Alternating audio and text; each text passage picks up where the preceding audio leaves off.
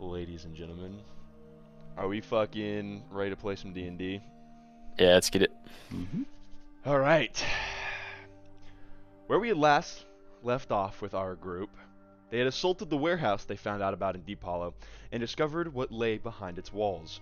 A dungeon with several women for the man they now know as Jahal and the drug manufacturing facility for a gang called the Broken Finger, which Arthur is so intimately familiar with. Upon sundering this warehouse, the party absconded into the swamp, and a member known as Bando disappeared into the night in search of his once called home, Mage Tower, and Master Volmir.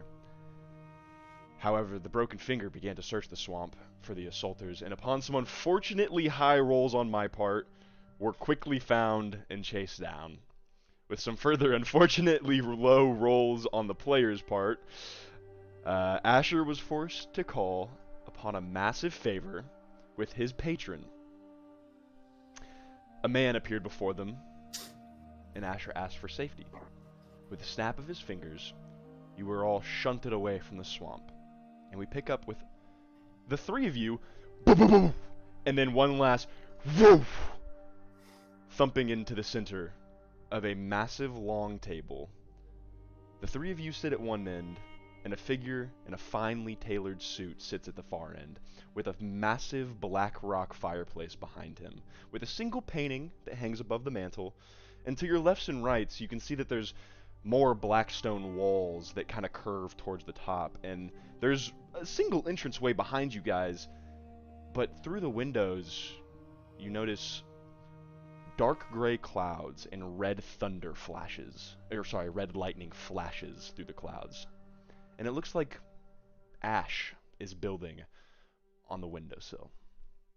The air around you guys is much hotter and almost as thick as you guys left in the swamp. And Lucius sits at the end of the table. He says, "Hello, my friends. Glad for you to have joined me.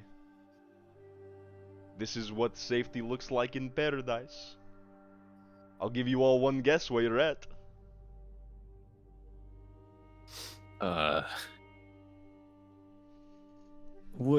Does Arthur know anything about red lightning? That seems like a very distinct, location hazard.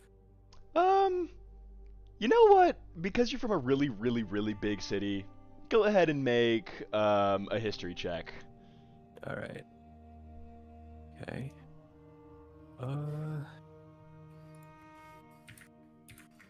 That's a 21 total. You've heard distinct tales of a place called the Nine Hells that seems to crack with red lightning and rain ash at all times. Arthur's just gonna you gotta be kidding me. Ansys is dusting wiping the blood off his face, takes a look around and says, "Where are we?" I think Better we're than dead. the frog, right, guys? I don't know. Are we dead? I don't feel dead. Oh my fucking head. Lucius stands from his chair, and he snaps his fingers again, and two figures appear behind him. Both these figures are massive figures, imposing 8 to 10 feet tall, troll-like figures, and they wear what looks like uniforms. It's kind of off-putting because you've never seen trolls, let alone trolls wearing clothes. But he snaps his fingers and says, "Welcome home, my friends. You are in my domain. The safest place you could be. Hiding from the king of hell himself, Azaius. You are on the 6th ring of hell. Welcome." Right. Malbolge. How you spot? Malbolge.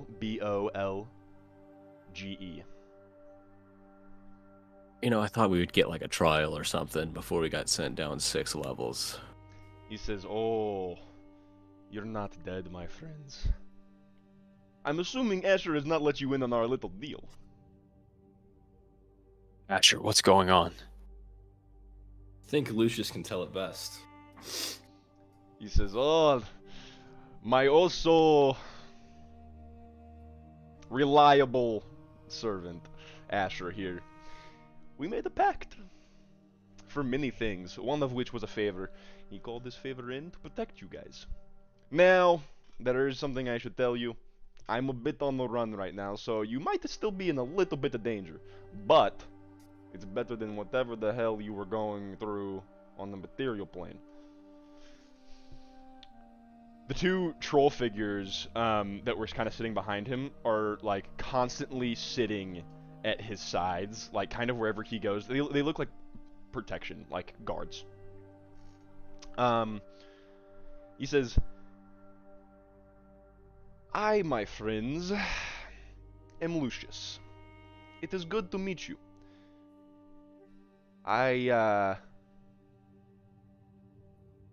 I know this wasn't probably exactly what you were asking for whenever you said safety, but it is the only place I could bring you."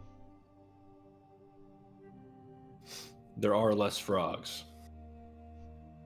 Yeah. So, Well, are we stuck here, or... oh. First, we can have that conversation a little later. Because, you know, business after I save your guys' life, that seems a little unfair. How about we start with a story? One that you tell me. With what the fuck is going on? And why, only a week after I gave you a favor, did you call it in?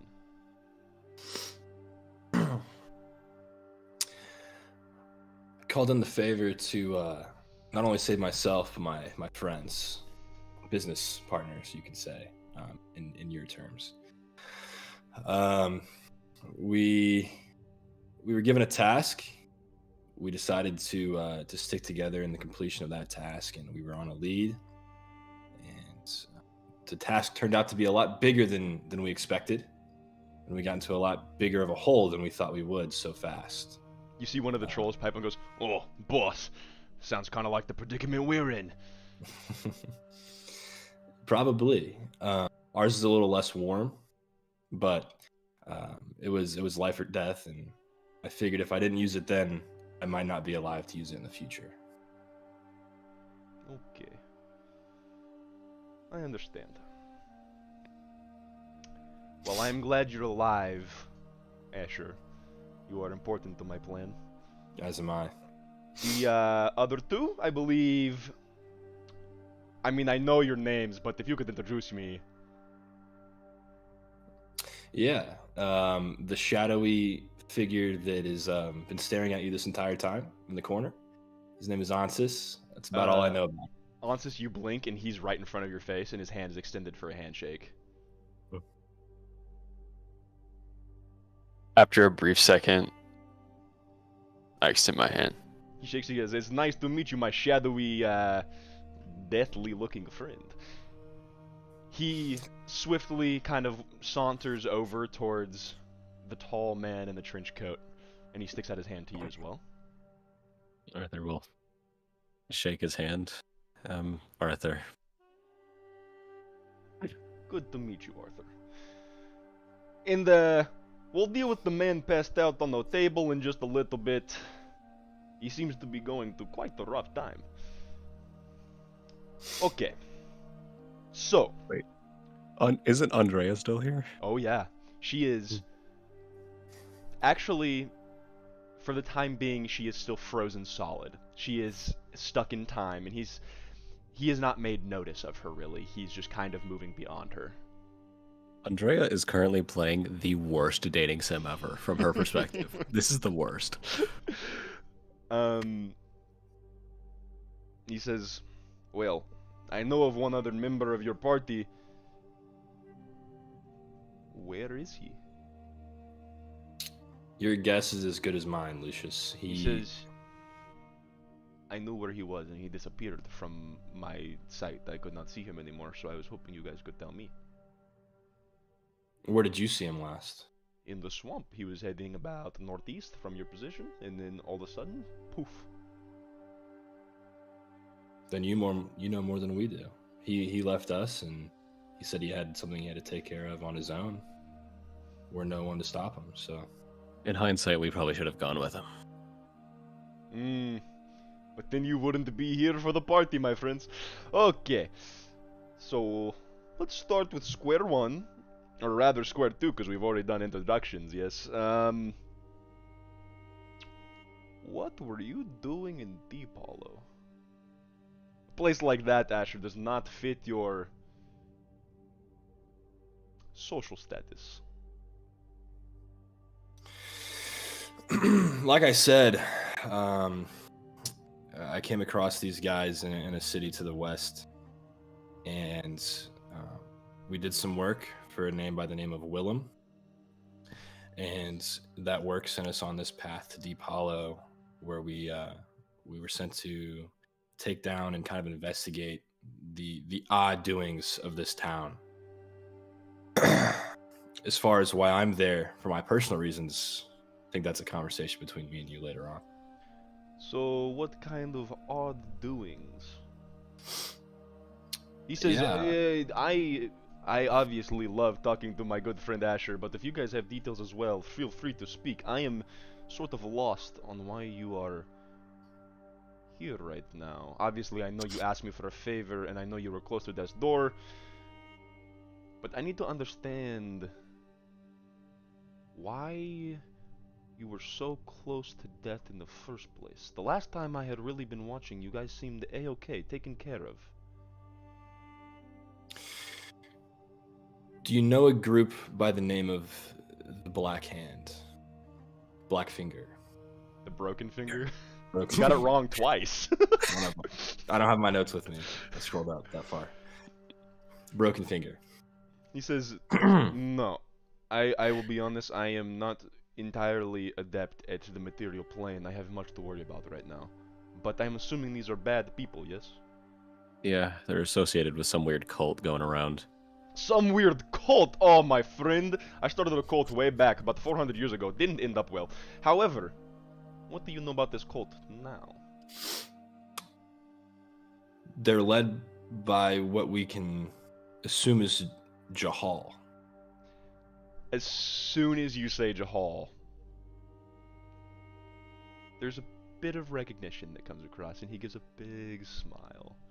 And he goes, ah, Jahal is still alive, you say? Of course he is. He's a fucking, well, semi-eternal being, I guess. You know him? Are you guys familiar with the city of Al-Khazir and the story of the Lost Prince? Don't believe so. He saunters back to his chair, followed by his 2 troll bodyguards. And he kind of crosses one leg across himself and leans onto the table and says, well, let me take you back to a much more difficult time. A big smile crawls across his face, and everything around you guys kind of fades to black. And then suddenly, you're in the middle of a desert, looking upon a massive golden city with dust blowing through the dunes in front of you. A massive blue sky sits on top of you, and you can feel the heat of the desert around you. He says, welcome to Al-Khazir. This city is probably one of the largest cities in the world, and was once ruled by a man named Jahal. This man was loved by his people, but hated by the people in his court. And he kind of hits 2 claps on his hand, and you guys are whisked at a breakneck speed into the city. As you guys go through, there is some sort of ceremony happening. There's people in the streets. They're flooding through the streets, actually, heading towards a central location. And you guys reach a stage towards the base of this massive golden and bronze building. And at the base of it, there is a staircase with a beautiful, dark-skinned man with dark, curly black hair that runs down to his shoulders. He wears a beautiful red coat. You would know this man as Jahal, but with much less cuts and much less bloody eyes. He says, Jahal was the prince of Al-Khazir. This was a while ago. This has been some time since he's been disappeared. Rumor has it, and he kind of motions his hand in a side swipe, almost like an editing, and you guys appear in a courtroom. Or not a courtroom, sorry, a throne room. And there's many people kind of yelling at each other and kind of trying to talk over one another, and Jahal sits in a throne at the end, scratching his chin, until finally he stands. And you can see him being commanding, but no one listens to him. He says, Lucius says, Jahal, while he was loved by his people, was hated by many of the aristocrats and the politicians that ran the kingdom with him. He was a good man, and that made him a terrible, terrible ally on the throne. He was cut out to be a good leader, but not a good ruler. And one day, a court advizier appeared, and for 2 to 3 years, he was deceived. Now, the story goes that no one really knows who this advisor was. But many say that she was as wicked as Zayluth herself. She was as deceptive and evil as the Curse Mother. And she told Jahal lies, tricked him into believing that the world had gone against him. And one day, this advisor slit Jahal's wife's throat in his own bed. And you guys whisk away into a bedroom where Jahal lay, crying over a woman, neck slit, blood on the sheets. Lucius stands at the other side of the bed that you guys are on. He says, "This is the first time I had heard of Jahal. Apparently, this court advizier was quite powerful, feeding his mind falsehoods and lies and illusions. And now you see this woman. You can't quite make out a face or anything, but there's extremely long, beautiful flowing black hair and a familiar looking robe, which you guys now know is this silver and white with predominantly maroon color with like the white and silver linings on it. This woman walks behind him and touches his temple, and suddenly his eyes turn red. He says, Jahal was given many gifts by this woman, which is why, personally, I believe she stuck around for so long, but this was the final straw. She had sunk her claws into him deep enough where he was a puppet. He absconded from his city not too long after, and you guys whisk away once again into the sky as a top-down view of Al-Khazir, but with a worse tone. It's hard to explain. It's like you guys are looking onto a city that once was. It's like you guys are looking onto a city that had just been through a hurricane. Everything is dilapidated, and everything is just a little worse than it was before. You guys appear back at a table, and he says, Jahal is the forgotten prince. He took an unbelievable amount of money, servants, army with him whenever he left. It was like as if in the a flip of a switch, he had turned against his people that he loved. This is about all I know. But the reason I know of him, like I said earlier, is he's semi-eternal. He's been around for 150, 160, 70 years. It is strange that he has found his way to you. Do you know anything else about this cult? Maybe it has something to do with this woman. Well, they had a book on, I believe it was the, oh, what was the event called? Gotta find it. The Falling. Was it the Falling?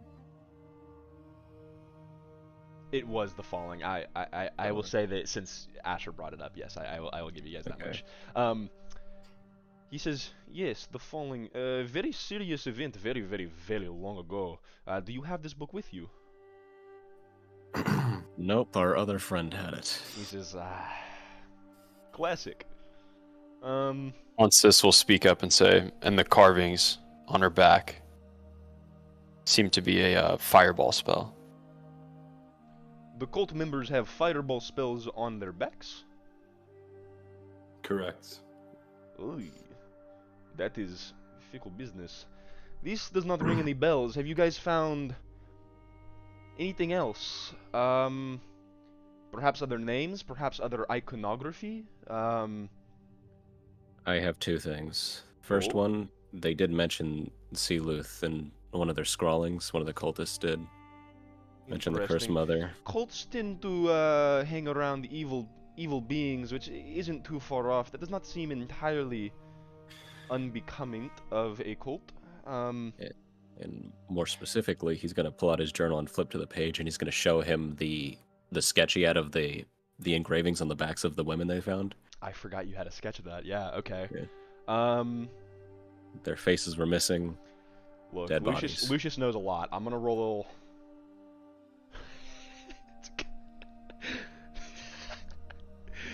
a little. Lucius looks at these engravings and he says, I have seen these before. He says, I can't place where, but I know what they pertain to.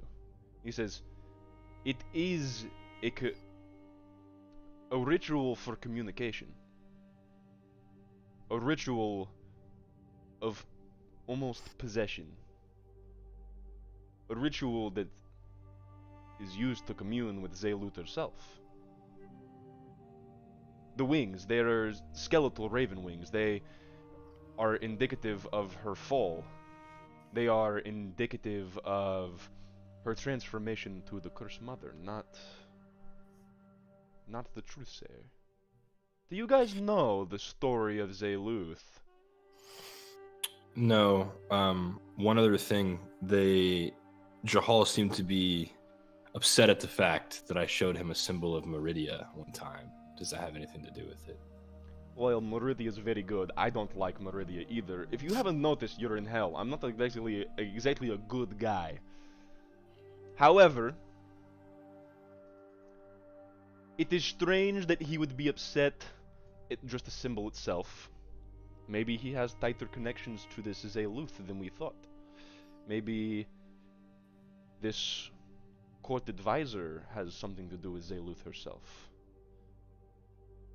It seems like we have a mystery at our feet, my friends. Let me enlighten you on one more story.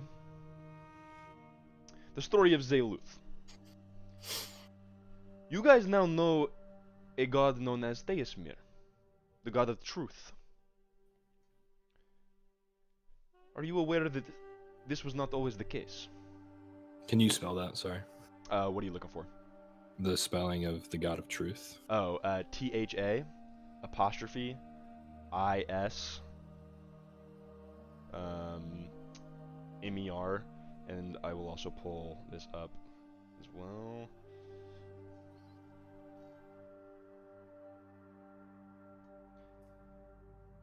M-I-R, sorry. He says, known as the All-Seeing, the God of truth, knowledge, and wisdom. She is, by all accounts, very, very closely tied with Meridia. However, Zayluth used to fill this position. The Falling, quite literally, was the casting out of gods by the prime deities now known. He says, once upon a time, Zayluth was the god of truth, knowledge, and wisdom.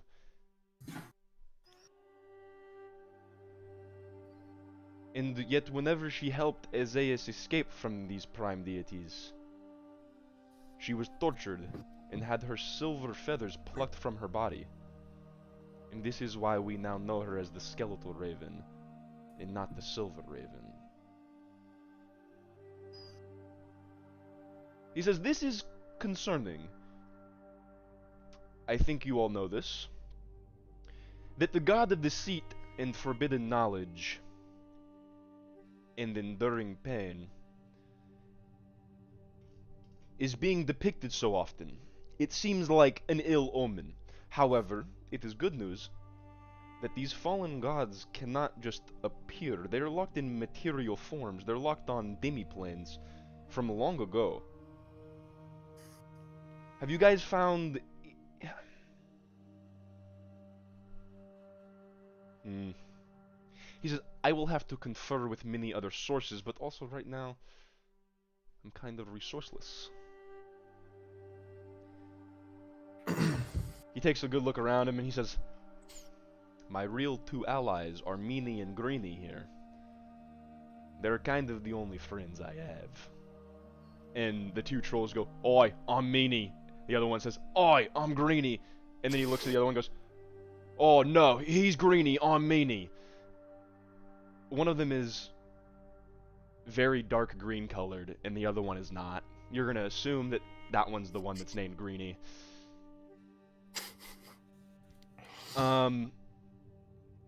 Lucius kind of waves them off and says, I'm sorry I don't have a ton of information. Perhaps if we convene with your turtle friend, maybe he knows something that you guys do not. However, there's two issues to cover now. You, my friend Asher, have asked me for safety. You are safe here. No one can see you, no one can find you here. However, our favor does not include you getting back to the material plane. And this massive grin curls across his face. He says, so let's strike a deal. What do you got? You see now his eyes, these red piercing pupils, and these golden irises brighten.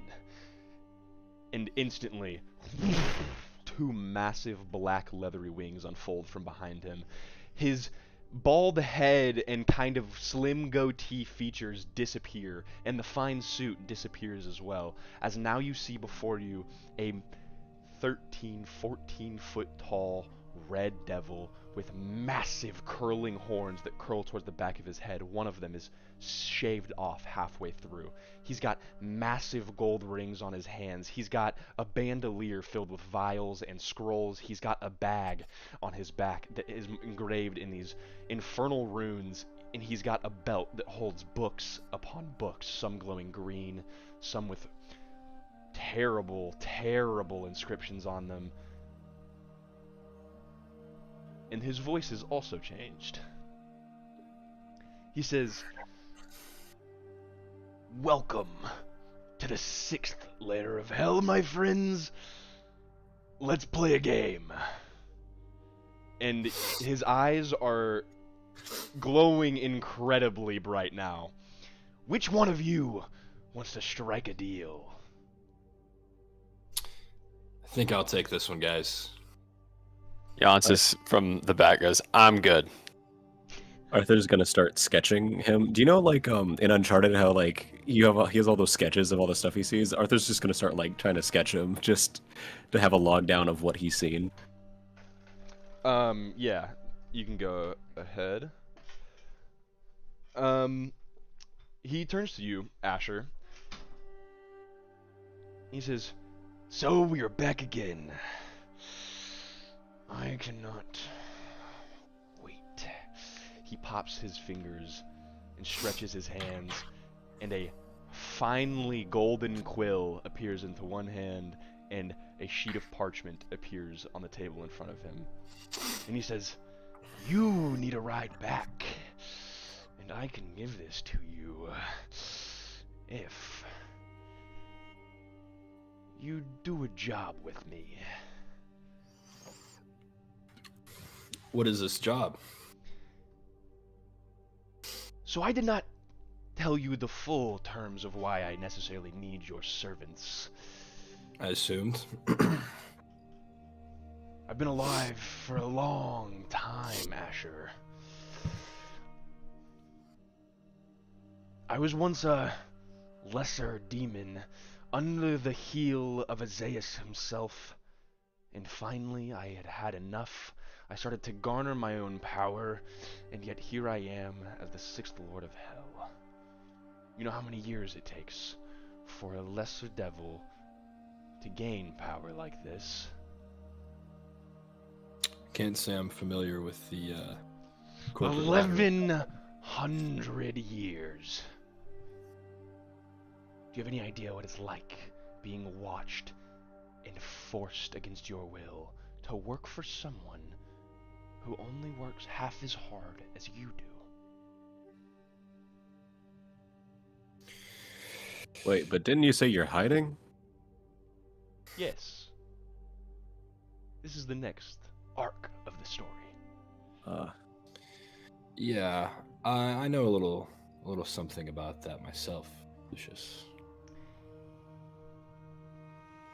I did not get here because I am a powerful combatant. No, I got here through deals, deception, through the art of playing the space between. I faked my death, acting like I wanted more power. I tried to fight the Lord of the Seventh Ring of Hell. Silly Lucius, everyone thought. I wish to be free. I wish to be free from hell. I wish to abscond from my oh so watchful king's eye. And you guys will help me do this. How exactly do you expect us to do that? Azaius himself gifted the Lord of Stygia, the fifth layer of hell, a gift long ago. A door. A door that can be used only once, but can go anywhere, through any plane, at any time. We devils, well, at least we devils that are lords, are not allowed out of hell. And if we're quick enough, we can get in, get the door, and get out before anyone even realizes I'm still alive. With your lovely troops' help, we could abscond with this door, and I will take you guys wherever you please, as long as it's on the material plane.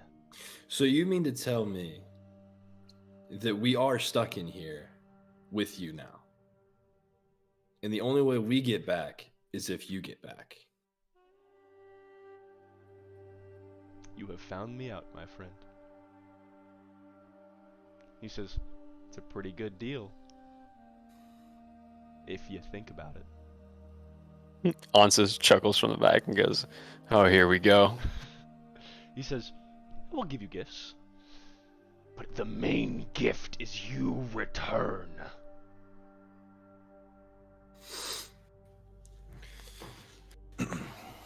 So, how fast do we need to get this door and get out? Once we appear on the 5th layer of hell,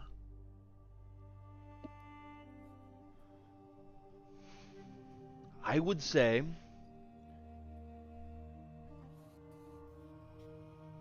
I could teleport us in to the center ice fortress. Stygia is a barren, icy, frozen wasteland, and at the center sits a massive ice castle. I can get us there. I can get us close to the door. The issue is the amount of things that are around it. As of right now, we are hidden. As soon as we get there, 10 minutes. We'd probably have 10 minutes before Azaius himself drops his fist into that throne room and destroys me, and all of you with it. But, if we get to the material plane, Azaius has no say. Things, I mean, are devils of the 5th layer of hell. Pit fiends, lesser devils, maybe the Lord himself.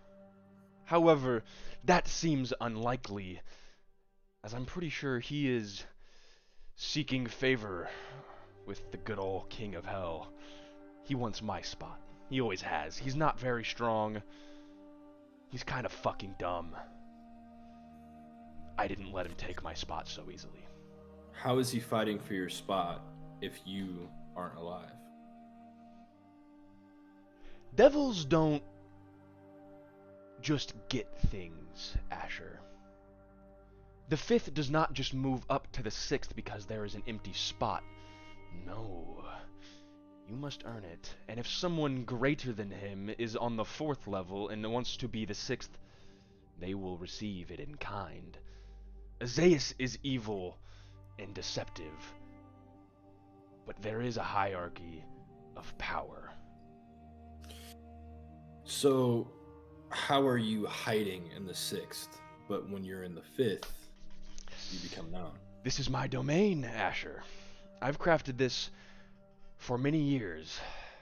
I've been planning this for many years. You look now and you can see all of the things on him.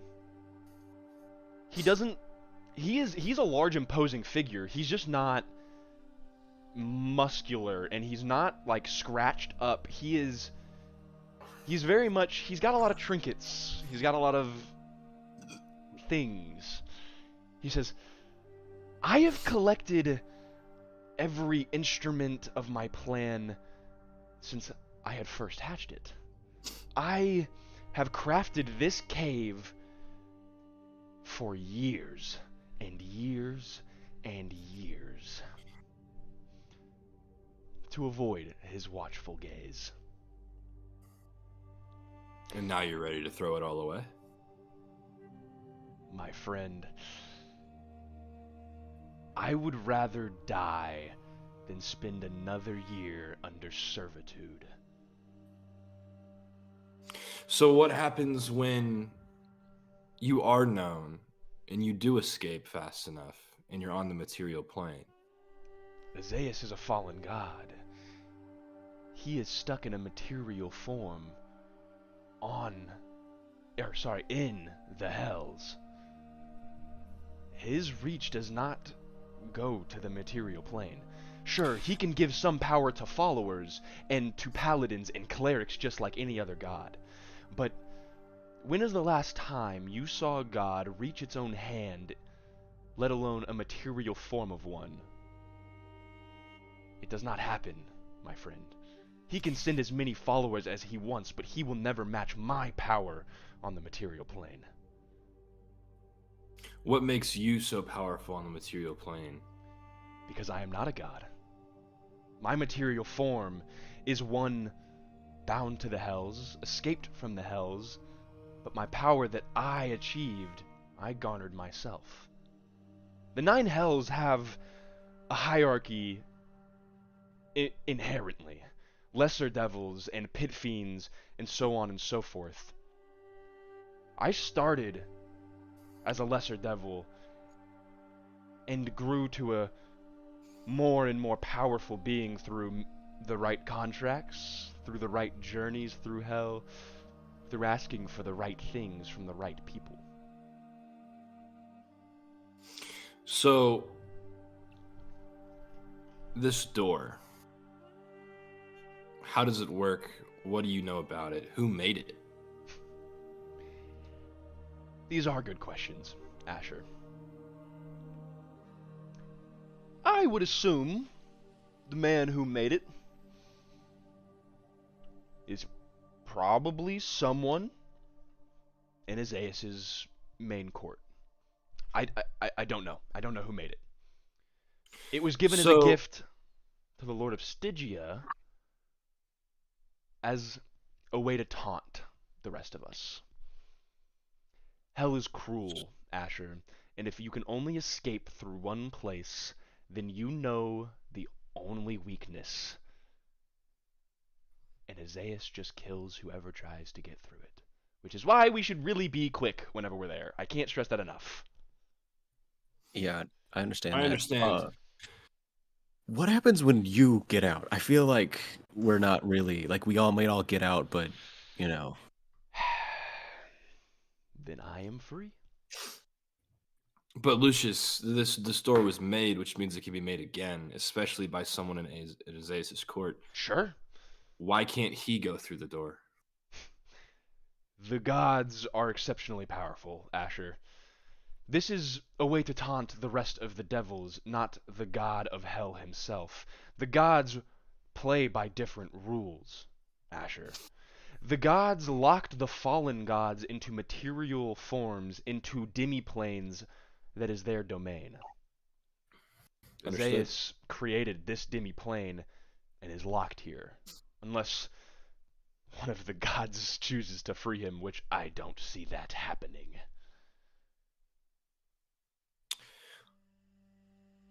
Okay. I will turn to Ansis and Arthur and kind of gesture in a way of like, how do you feel? What do you think? We don't really got much of a choice. Yeah, I've never been in such a situation, but life seems to be taking me on quite the roller coaster of a path, and I'd like to continue on it. You know, maybe my shipwright job wasn't so bad. Also, above table, we are still level 2, correct? Until you guys have your long rest, you guys will be Oh, okay. technically level 2. Because you guys are still beat the fuck up, by the way. Yeah. So Yeah. can we rest here? You can ask Lucius if you would like. Lucius, And by the way, now, this imposing figure has gone back to his human-like bald head, slim goatee, and now he holds a contract with a bunch of words and the golden quill, and he says, "Yes, my friend?" don't think we have a choice You do not. That's why it's a good deal. but to help you in this deal. With that being said, we're pretty beaten up from events prior, and I think it's in not only our but your best interest that we kind of regroup ourselves for a little bit before we head out on this journey. We only have one chance. He writes something onto the piece of parchment. You have one full night stay. It's Mikasa. What else is on that paper? He slides it over to you, and you see, basically, the information that he told you about just like doing a job is written in there pretty simply. Once you guys abscond from hell with the door, upon completion, he will take you anywhere on the material plane you wish. And also, there is 4 items that are not described, but it is for the party.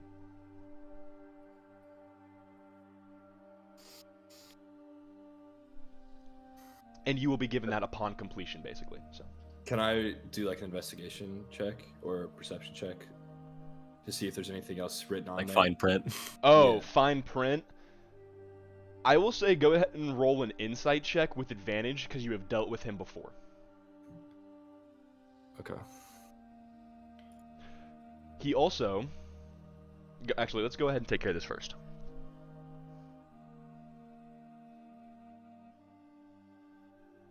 $21. Okay. Through dealing with him before, he's not a fine print guy. He's a take advantage guy. He doesn't necessarily... Like, he is deceptive if he has to be, because that's kind of anyone's nature who wants power. But you don't have an option. What are you gonna do? Escape the 6th level of hell on your own? That's kind of his intention going into this contract.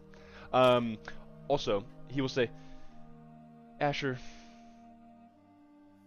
the term of our contract has been broken, on my part. He says, I told you of an item that you would be given upon a quest. You used your favor a little earlier than I thought, and this quest was not completed. So, to make up for it, flame emboldens, and a ring sits in his hand. A golden ring with a fat red ruby on it. He says, the next time you rest, give this a look. I think it will be beneficial. Okay. For the time being, you don't know what it does, but just note that you have it. Other than that, the contract seems pretty straightforward. It seems like this is a one-time transaction. This is a, hey, I actually kind of do need help, and also you guys need a lot of help. And I think we can help each other. He is, however, also offering, like I said, 4 gifts to the party. So. Lucius, before I sign this, tell me about these gifts. Okay. One is for each of you. They are, well, actually, they are not yet. But throughout my 1100 years of making deals, stealing the right souls, finding the right items, I've come across quite a few items I think that would help your party. I will carefully select one item from my collection for each of you. Upon completion, it will be suited more or less to you. I'm a very good judge of character. More or less, Asher, it benefits me for you to succeed, because our deal is not yet complete. Once I am free on the material plane, the 6th Lord of Hell, how many angels do you think, or sorry, how many ASMRs do you think will come after me? That's why I need you to take care of that one, because he is the scariest one. Right. It's only right. Only right, my friend. Lastly, what about the massive unconscious man and the frozen woman? How exactly are we going to get them to and through that door? Well, you guys plan on resting, yes? Correct. Yeah. He should be up by then. She is really loud. So as soon as I unfreeze her, I don't know. He says, we can try it. Do you guys want to see what happens? Probably not. So I'm we good can on move that. her while she's frozen or just leave her here? Oh, I mean, if you guys want to leave her here, I don't give a fuck.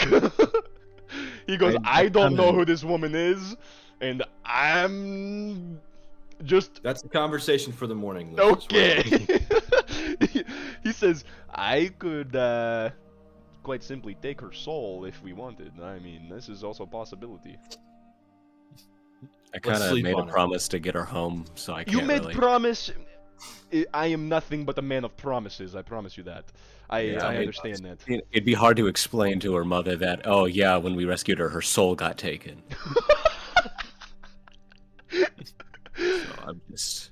Yes, Putting it this out would there. be quite hard to explain, my friend. He says, let me give you a rundown of Stygia, just briefly.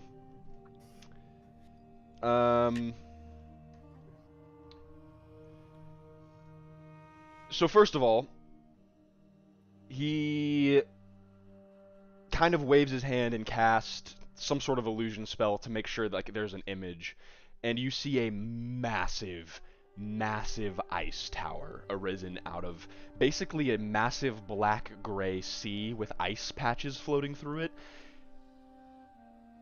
You know, the world gets cold. Winter comes and goes. Snow builds on the ground. This place looks fucking cold. The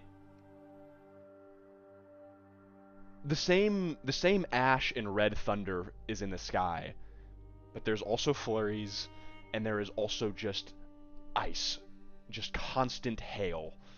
It looks miserable. He says, if we go to the castle, if we teleport directly to the room with the door, yes. If you guys stay close, I can protect you from the cold. If you guys leave me, well, you might get a little frostbite, lose a little finger. We don't want that. Stygia is led by the lord named Ontrusius. Spelling. Ontrucious.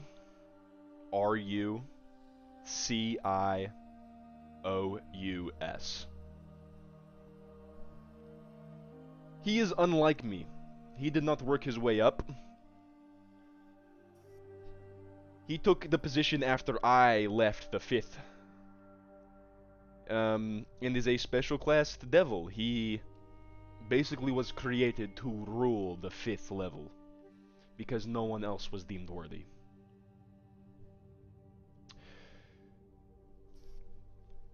This is a warlord type devil. He's not like me at all. He's not smart. Like I said, he's kind of fucking dumb. He fights first, asks questions later. He doesn't make many contracts, but he takes a lot of souls.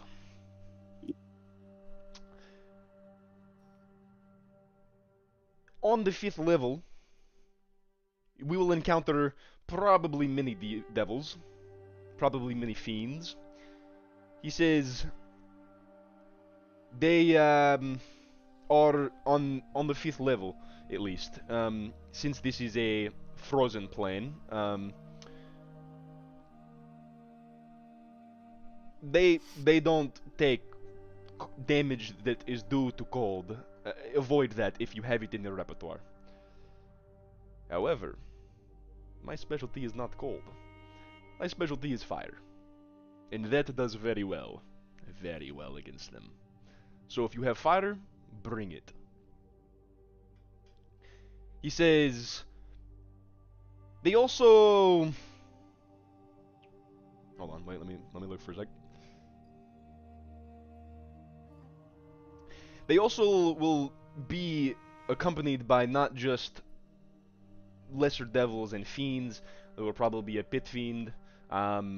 But look, I have to go to this door as well. I can deal with the pit fiends. You guys just keep the lesser devils from me. Yes? Understood? Works for me. Understood. He kind of zooms in, like enhances on this illusion. He says, this throne room, I've been here many times, I used to live here. The plane looked a lot different whenever I ruled it. Each plane kind of adjusts to the ruler. In this throne room, I don't know how how many devils are going to be there. But I do know that the door is invisible. This is kind of an issue I did not mention. I don't have true sight. I am not a special class devil. I cannot see unless. So you don't even know where the door No, is. I know where the fucking door is. It's in this fucking room. Anywhere in the room. Do we have to activate it? Is it always on? Like, Well, once you find the you know doorknob, it anything? opens. Once you find the the doorknob, it opens. doorknob's invisible. Is And it- as soon as you find it, it opens.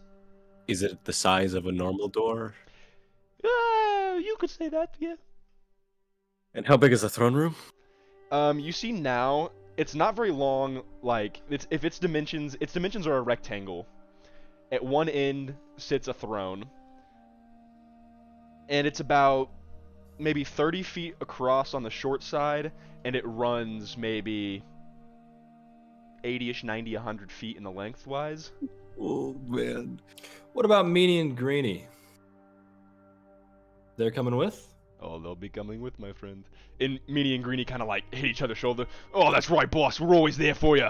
And Meanie, you see Meanie has this darker complexion skin. He is not necessarily the green one. He has this dark reddish gray skin tone, and he wears this nice reddish gray leather vest with a matching loincloth, and he's got a bald head and two massive yellow eyes and a fucking huge club. Greenie, on the other hand, wears very tight black vest with a matching loincloth and is a little bit shorter, but he's trying to stand as tall as possible. He's trying to maybe match the height of Meanie. Greenie, however, is shorter. He has long, black, thin hair, and he carries no weapon with him.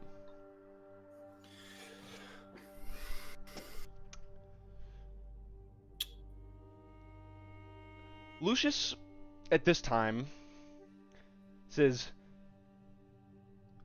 I think I can remedy the invisible door. Like I said, I am very powerful, have many items in my disposal. He pulls this bag from nowhere now because you guys are not looking at his real form. But he pulls this bag from nowhere off his back. And it's like a rucksack. It's weird. It's got these massive infernal runes on it. But it's just made of like this really nice like red burlap looking thing. And it has two simple strings over the back of it. He opens it and he sticks his hand in and says, oh, not that one. And it's this massive broadsword. He sticks it back in. He says, oh, let me see. He pulls out like this finely curated glass rod and he says, oh, another time. Sticks it back in. Pulls out like this ball contraption that has like sharp edges and then it's like a smooth curve and then it's like more sharp edges. And he goes, this could be a lot of... No, not the right time. And he sticks it back in there. And he says, this is what I was looking for. He pulls out a pair of goggles. They're really, really simple looking goggles. They're leather in make. They have glass, but with like a green tint on them. And a simple strap that goes around the head. He says, we can find the door with these. I could just put them on. Or if you guys want to have a little fun and you guys tell me where the door is and then we abscond on your make, that could be kind of fun too.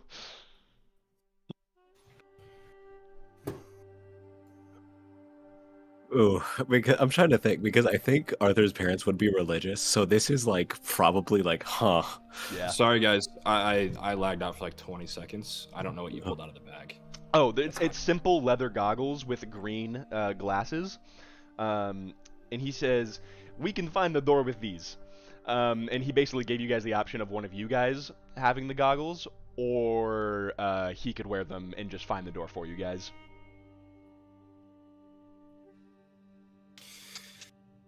I kind of like the idea of Lucius having them. But do we trust him? Because like in my If- head, The contract is the contract. You know this, Asher. What is on the contract has to be done, otherwise it is null and other repercussions happen. Then Lucius is probably at less risk of, getting fucked up and losing. Yeah. I'm just thinking aesthetically. I'm just like, who would look That's the what I was best? thinking. I kind of just want to take him, but I think I already have a magic item with this bag that I don't know what it does yet. So I don't want to like hoard all the stuff. But like, if those are goggles that give you true sight, that could be useful for us. Yeah, because I guess you said it lets you see things, or you're not letting us know necessarily what that is yet. If you guys would like to ask Lucius, you guys are more than welcome to. Because they can see invisible stuff, which would, I'm assuming this cult probably would have weird stuff. It would be probably good to have the goggles if we can keep them. Just to rule one character out, Ansis will say, I see things that no other can see already. I'll be fine without them. Lucius, by the way, this whole time, Ansis, has loved your vibe. You see him every once in a while, he kind of looks over, and everything you said, he kind of like nods along with, and kind of accepts it. Arthur, he hasn't given you much of any looks, and Asher, obviously, you're his best friend. If you guys want to ask him what these goggles are, you guys can feel free to do that. Yeah, Ansis does not do that. I mean, I'll wear them as long as it doesn't like scramble my brain. He says, "Oh, scramble your brain." No, I would never, unless you want me to. No, I'm good. Okay. He says, yes. This magical item, you will have to spend some time to let it get to know you, for you to get to know it. But then upon it, you can, once per day, cast True Sight on yourself for about a minute. Ugh. Oh, sorry, no, I misread that. About an hour. It's much better. I mean, I don't want to fight whatever a pit fiend is. So if you Pit can Fiend's focus more on pretty that, bad, yeah. yeah, if you can focus more on that, I'll take the goggles. He says, okay, my friend. He says, DM, what does True Sight do? True Sight. A creature with True Sight can, out to a specific range, see in normal and magical darkness, see invisible creatures and objects, automatically detect visual illusions and succeed on saving throws against them, and perceives the original form of a shape changer or creature that is transformed by magic. Furthermore, the creature can see into the ethereal plane. Heard. He says, this will be one of the 4 items. If you want them, or if it's just for this business. But I am only guaranteeing 4 items, not 5. I'll take him. Well, at Fair least enough. he's gonna like look at it. Does it have any like inscriptions? Because given what it looks like, does it have any religious like inscriptions on it? Make a religion check. Yeah, make a religion check. Because Arthur's theory is like, is this like something for? I forgot how to say the name. Hold on, let me double check it. For is it Thusamir? Theosmir, yeah. Theosmir. But yeah, go ahead and make a religion check. That could be better. That's a total of. Let's see.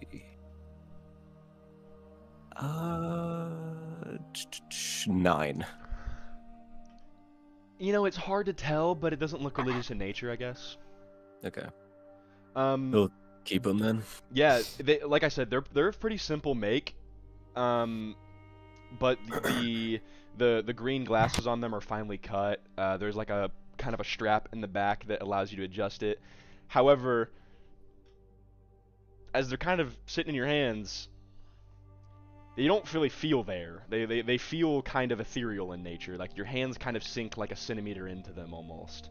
It's kind of weird. But other than that, he says, that is mostly the job. Shall we rest? Shall we sign the contract?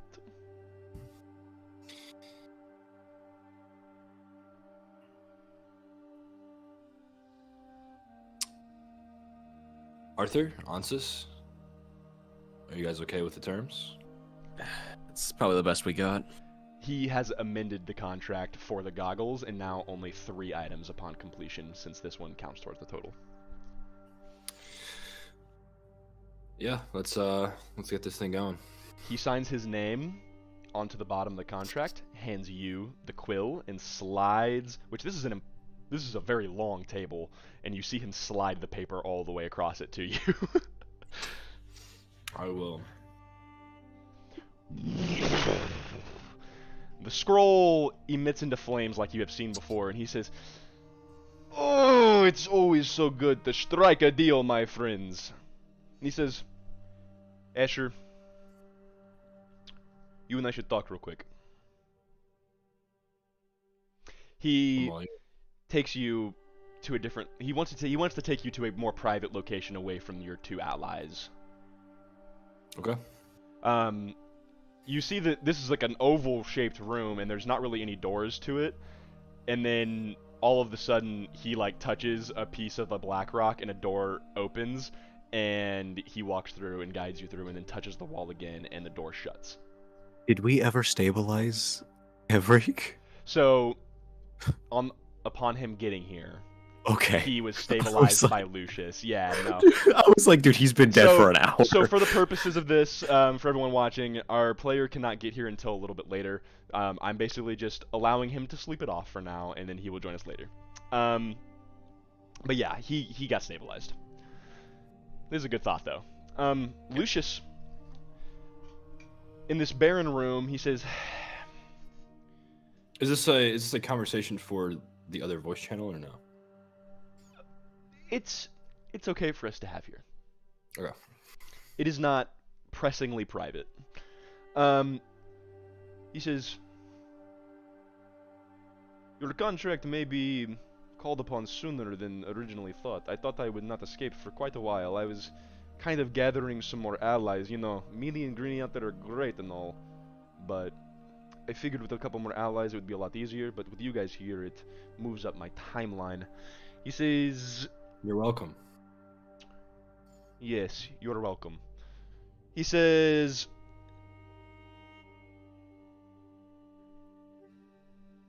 "You guys are not quite ready to fulfill your side of the contract." Our side or my side of the contract? It is your side of the contract. I believe I have 2 months. Do I not? You do. But I'm just saying that with the timeline being moved up, I would promote the idea of training hard.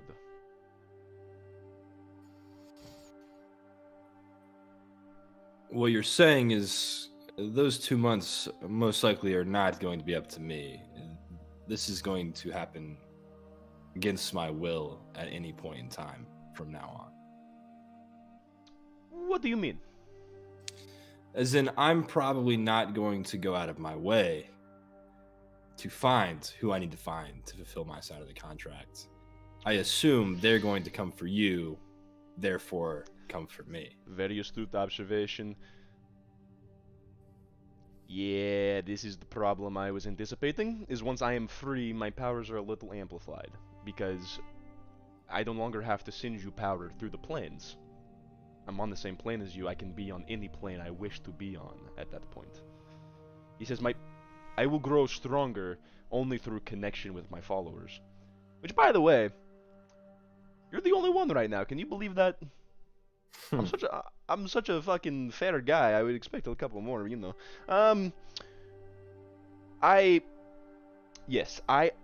I think it will be troublesome, potentially in the future, for you and your party, that Mr. Mans from court might be coming. I would assume he's coming for me first. But the 2 months may not necessarily be fair in this instance, because you may know before I do. Do you understand? And I think that your contract requires a little bit of work. So I would know something before you know something. He says, look, Asher, I appreciate the tone. I really do. But remember who you're talking to. I'm very aware of who I'm speaking to, Lucius. I just didn't peg you for a guy who likes to change deals after they've been signed so often. He says, I am changing the deal to benefit you. I'm saying that my side of the contract is no longer fair. Do you understand? I'm trying to make it adequate because my lack of foresight in this instance has become an impedance to you and your party. So, what I am offering is the timeline disappears, and I give you just a little bit something extra, and we adjust the wording, and we move on with our day. Well, what do you have? The do you timeline have? goes away. If this ASMR comes for you before me, he summons this little bell. It's a nice little wooden handle with a golden bell, and it kind of like emits a little bit of flame. He says, you can ring this, and I will come to aid you. If this angel comes for me first, I will notify you how bad it is going for me. And it is on a moment-to-moment basis on if I need you. Does that make any sense? Basically, I ring this if he comes to me, and you'll make it very known that he's coming for you. Yes, I will answer the bell, I promise. It is What in the happens contract. It is in the contract. What happens if I use this bell and the angel is no longer there? Well, I am not stupid. I can just look first before I come. Do you know Okay. what 1100 years does for arcane knowledge? I understand, Lucius. I just have to ask every question with you. I'm sure. You I can understand. I can be quite, So deceptive. I get this bell. The timeline goes away. And it becomes a Anything little else? more loosey-goosey, and also you get about... Lucius having a loosey-goosey contract? I never thought I'd see the day. I know, but loosey-goosey times come for loosey-goosey contracts, yes.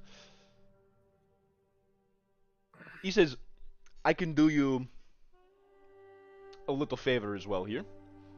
How about I refill that pack of cards of yours? To the... Actually, what do you say, we have a little fun with the cards? He says, I will give you 54 cards. The 53rd and the 54th card are more of specialty cards. One is a more powerful, yes, good roll. And the 53rd card, or sorry, 53rd card's the good one. 54th card is the very, very, very bad one.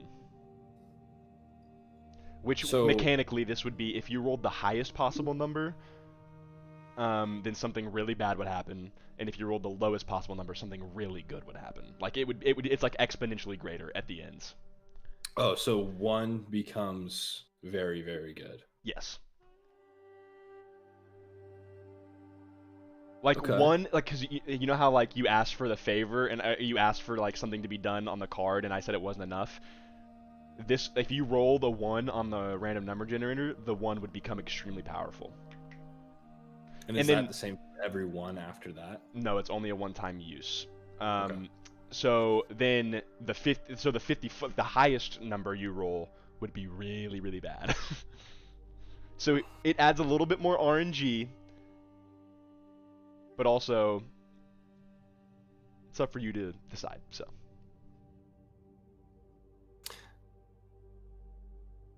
Who would I be if I didn't want to have a little fun with Lucius from time to time? you're my favorite person. I don't know many, know a lot of devils, but man, you're a good human. I say that, Asher. I knew that you and I would be on the same moral ground. We're kind of in this gray area. I don't really want to be that guy, but I'm not great. I'm not good, but I do love power and I do love fun, and it seems like you and I have a good connection on that part. I would agree. So, just to recap, I got the bell. You'll let me know. I'll let you know. Timeline goes away.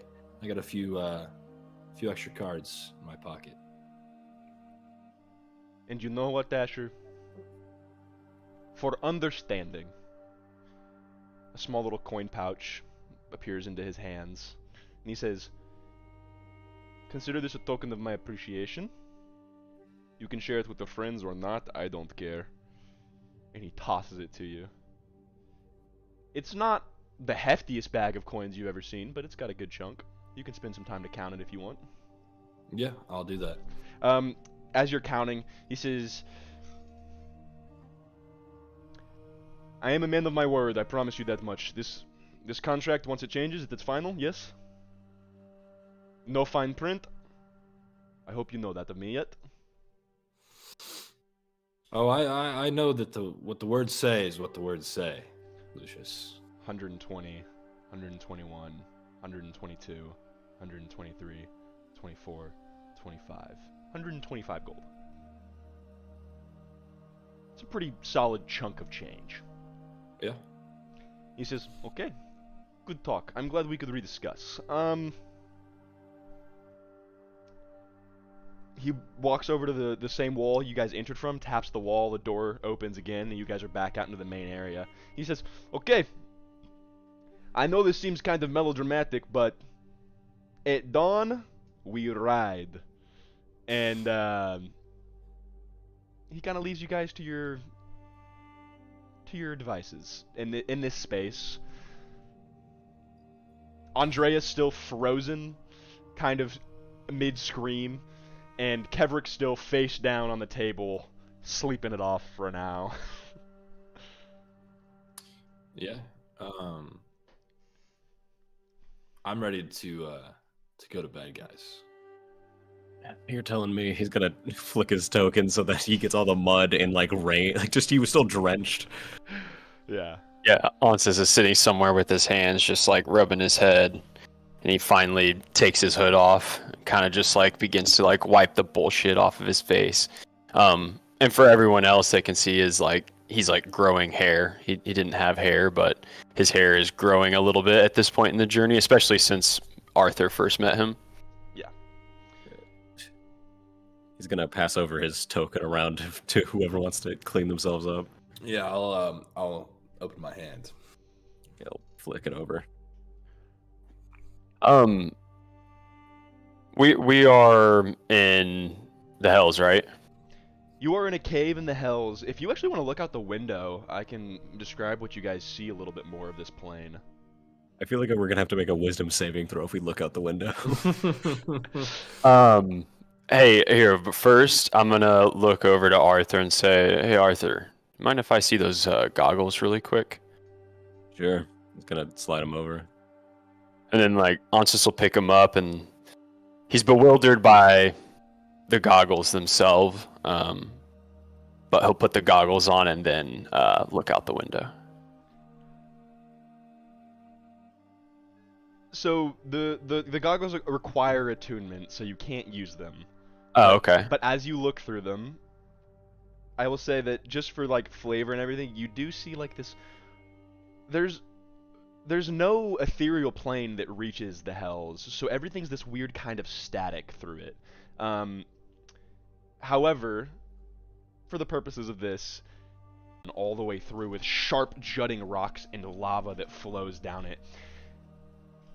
And roll a perception check for me, actually.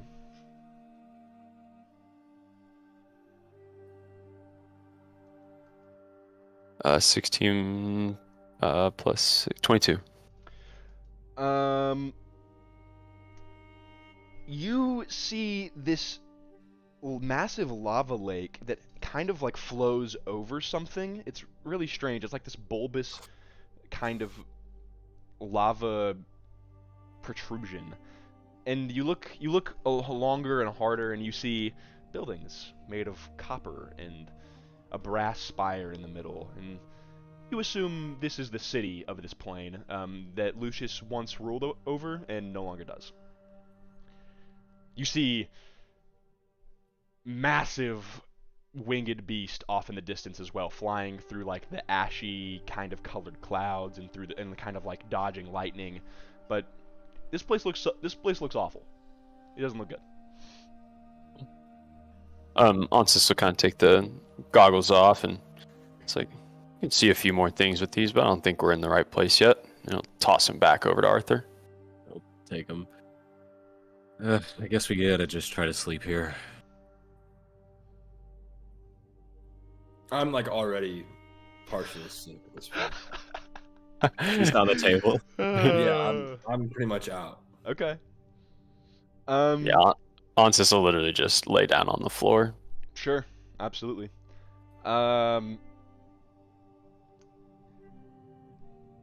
and Greenie, Arthur, are gonna approach you right before you catch some Z's. Oi, tall folk. Yeah. I'm Meanie, he's Greenie, and he says, no, I'm Greenie, he's Meanie. No, wait, I'm... Shit. They look kind of back and forth at each other. You're Greenie, because you've got green skin, and you're Meanie, because you're a fucking asshole. Got it, okay. Tall folk. Tall human folk. Would you like to strike a deal? What is that exactly? He pulls out a really shitty mockery of a gold quill and like some really yellowed parchment, and it's not words on the contract. He says, we've got boss doing all these good deals all the time. We want some deals of our own. In fact, we made a deal to be here with him. So, we figured to expand the family business, maybe you and I could strike a deal. Okay, what are you looking for? He says, you know, I'd really only like one thing, right? Your soul. Whenever you die. Not right now. I've got no premises to take your soul. But upon death, maybe Lucius over here could help me out. Go ahead and make a... I'll let you choose either a survival or a religion check. I think I'll do a religion. Yeah, go ahead. What? That's a 12. It's not a very hard religion check. You know that these trolls have no possible chance of stealing your soul. Mm. They just really like the boss and want to be like him. Okay. Well, how about we start, I don't really want to give up my soul. What you could do. How about first we get out of here, and then we can try to think of something. And preferably not my soul, though. I kind of need that. I mean, when I die, I don't know if I'll still need it, but... Yeah, look, I get it. The boss is always asking for souls, so I figured I'd try that first. Greenie. No, I'm Meanie. Shit, Look, we gotta reconvene. He says it's not a good deal. Shit. Actually, I got a good deal for you. All right, how about we both make sure we get out of here, and in return, I will give you a solution to figuring out who is who. Make a persuasion check with advantage. All right. Okay, I don't know if I need to roll again. The first one was a natural 20. Oh, yes, sir. Okay. Greenie, who you now know as the Greenskin one, says, you can tell us apart. Yeah, I'm a detective. I'm very good at that. Oh, we got a fucking thinker over here. Alright. Greenie, no, I'm Meanie. No, you're not. Shut up. Deal, we'll talk about it whenever we're out. All right. I appreciate you, human folk. No problem. Which, by the way, all of you guys know that trolls are usually extremely unintelligent and usually do not know common. This is a strange occurrence, but, you know, you're also in hell, so. All right. Well, I guess we just sleep here then. Yeah, if you guys are choosing to take your long rest here, you guys find yourself a strange night's sleep as what has occurred in the last 2 or 3 hours has been batshit insane. You guys are now level 3. Congratulations. You guys return to full health over this long rest. Your spell slots return. Onsis. However, Oh, jeez. in your sleep, a strange dream takes you. You sit in a pitch black void that has rain falling around you, and you can only really tell it's raining by the thunder in the background, and there's water at your feet. You can see the droplets of rain kind of hitting the floor. And this beautiful, massive bonsai tree stretches in front of you. And a simple man with a long white beard sits in front of it, kind of facing it. Just bald head, older looking, simple white clothes, with like a black hood. It looks like more of like a robe instead of like clothing, per se. But he sits there kind of just like cross-legged looking at the bonsai, his hands in front of him in like a praying looking way. He just looks at this massive bonsai tree in front of you.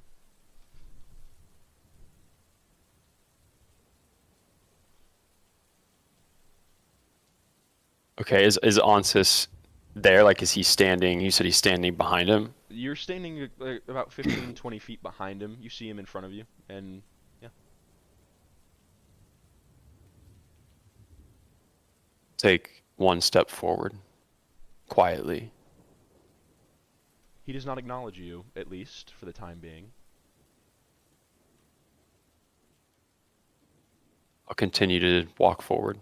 If you're trying to do this stealthily or anything, you can make a stealth check, or if you want, but... I don't think stealth is the right way to use it, but more of a respect. And I won't get closer than 10 feet. Okay.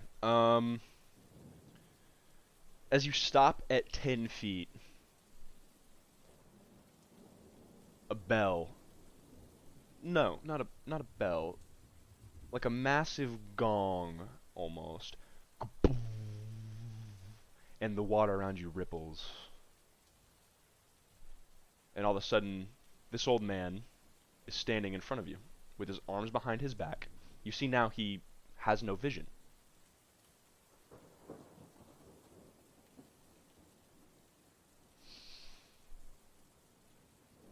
Onsis of the Kari Kaigan Monastery, I believe, yes? Yes.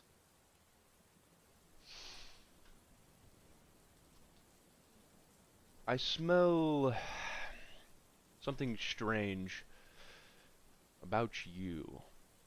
Your fate does not lie with the rest of us. You seem to be on a different path. I was expecting you quite some time ago at this point, as we are so punctual. But I assume that whatever you're doing is important, because you are also on a different plane of existence.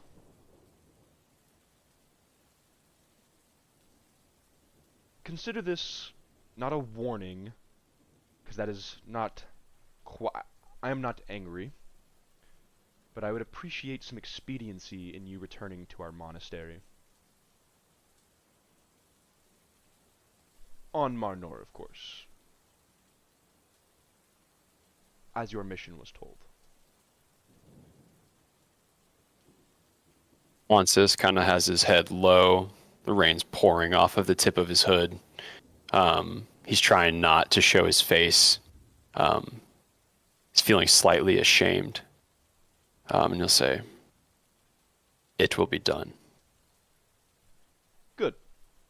Now, would you like to explain to me where you are?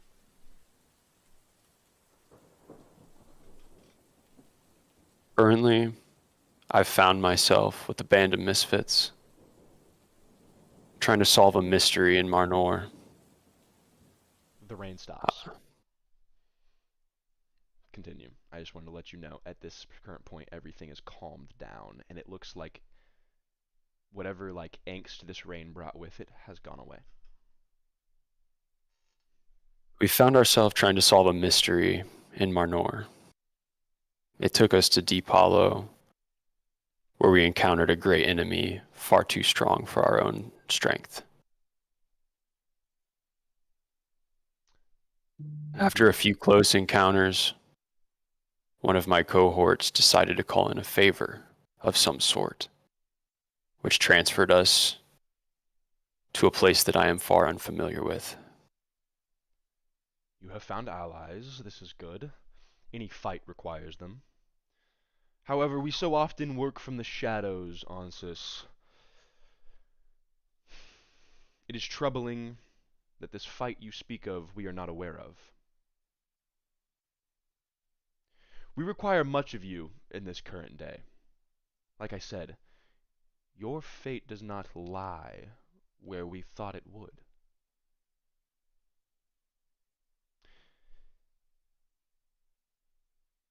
We await your arrival. We await your company's arrival. We believe that whatever information you have is crucial to us. All things hang in the balance. Is this understood? Standing upright, he kind of puffs his chest back up and looks up straight towards the guy. I'm assuming this is a sensei. This is like a...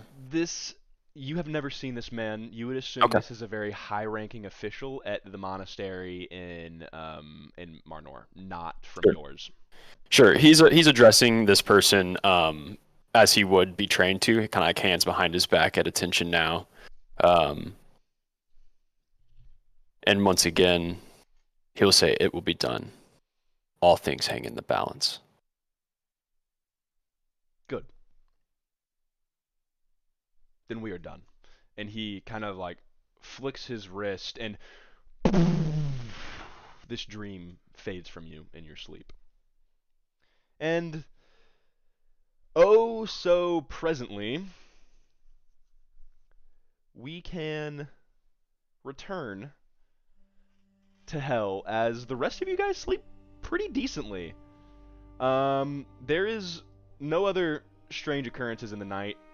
Is there anything else you guys would have liked to have done, by the way? I just want to make sure that you guys, you guys had some time before you slept, or if there's anything you guys want to do in the morning. With your item as well, Asher. Yes, I wanted to take a look at this ring and see what I can figure out about it. So I'm going to share something with you so you have it. It's going to be in your private chat. If you so choose to share that with your compatriots, you can. This item does require an attunement slot. Okay. So I have how many of those remaining? You have 3 attunement slots, and this will take up one of them. Okay. More powerful magic items require what is called attunement for the party. That, if you guys don't know, attunement just means that you kind of have to like combine your essence with it, and it uses up a slot just because these are more inherently powerful magic items that you can't like stack a bunch of. So. Okay. Yeah. So I will. Onsis and Arthur, how are you guys feeling this morning? Onsis is doing push-ups. Arthur's spending time trying to figure out what exactly the goggles do, and also what's with his leather bag, if anything. Yes. So the leather bag over the rest, I will say you have found a bag of holding. Congratulations, guys. This is your first big upgrade as a party. Yes, this is a bag of holding, and the goggles are goggles of true sight. You gain true sight for 1 hour upon activation, once per day. What does the bag of holding do? Sorry. Arthur, if you would like to describe this. Yeah, it's essentially like an extra dimensional space in a bag, so it's a lot bigger on the inside than what it seems. But Arthur's also he's gonna turn it over, and he's gonna like push the inside out to see if there's anything that was already stored in the bag. Yeah, so as you flip it over, not much comes out, but about 20 gold pieces comes out. And also a scroll, like a magic scroll. It looks very finely tightened, and has like runes around it. And just now, as well, a bright purple flash occurs in one of the corners of the room. Stepping from this bright purple flash is your once known compatriot Bando in an awful looking old man, or old elven man, who looks old as shit. He's hunched over now. He's holding on to his staff. He looks winded from whatever just occurred. And these two now stand in the same room as you guys. As soon as you guys enter, Bando, Volmir, who has been looking worse and worse through the hours, says, "Oh, Lucius. I would say it's good to see you, but it never is." And the arcane door behind him fades away. And Lucius says, "Volmir Sandalari, what the fuck are you doing here? You're not invited to this party. You can leave. I don't know you very well. What? Why are you so old?" Volmir says, "Look, not all of us can be eternal by nature, okay? Sometimes eternity requires magic items that can be fucking broken." Lucius grins and says, "Yes, it is so true that eternity is a long time and very fickle. Hello, my turtle friend." Hey man, what's going on? How you We're doing? so dead. Yes, I believe whenever you last saw each other, there was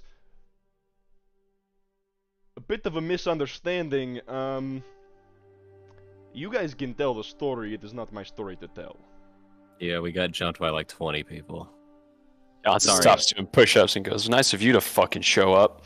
Sorry, 21. Or 22 if you count the frog. Whoa, slow it down. One at a time.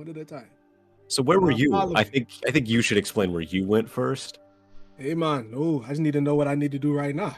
Hey, we can get to what I What was you need to doing do is explain next. where you went, because now we're find ourselves in this situation, which isn't ideal. Volmir puts his hand on you, Bando. He came to find me. Who are you? My name is Volmir Sandalari, and I am sorry for my apprentice's mishap. He did not know what was coming. I didn't know the events that transpired.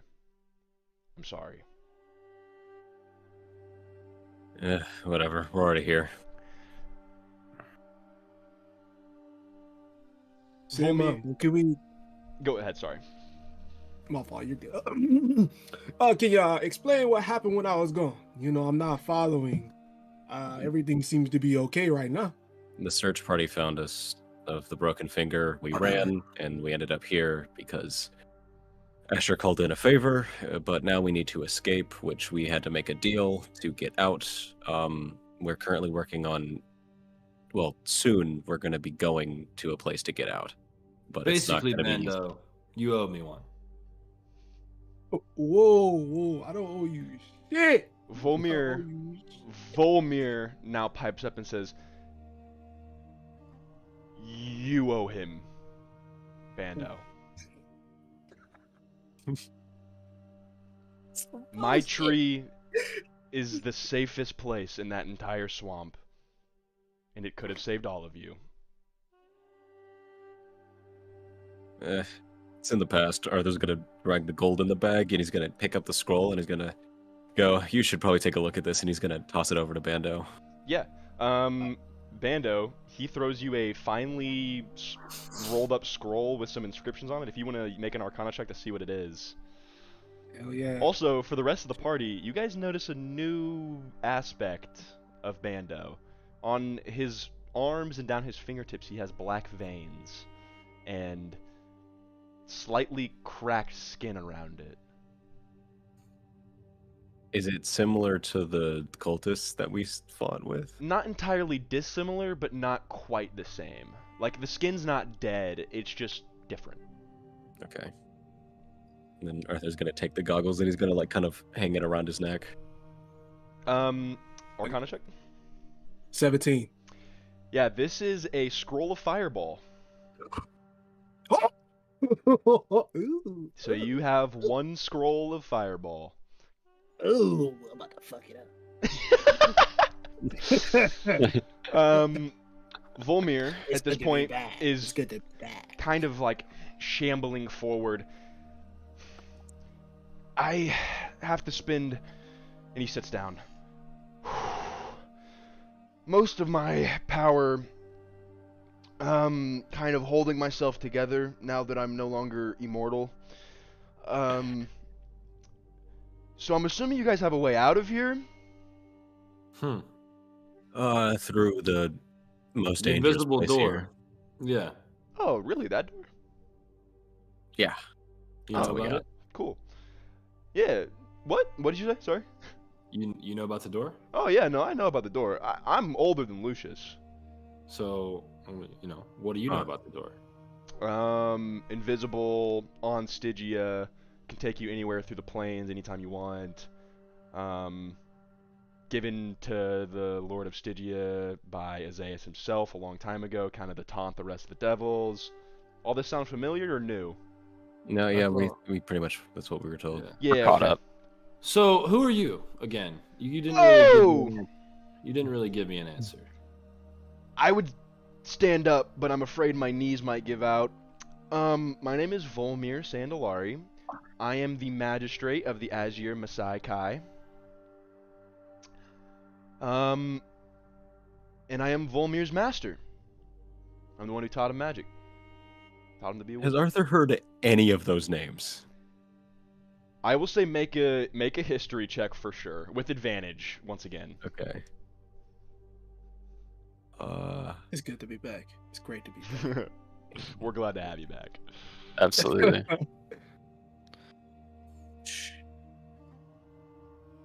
17.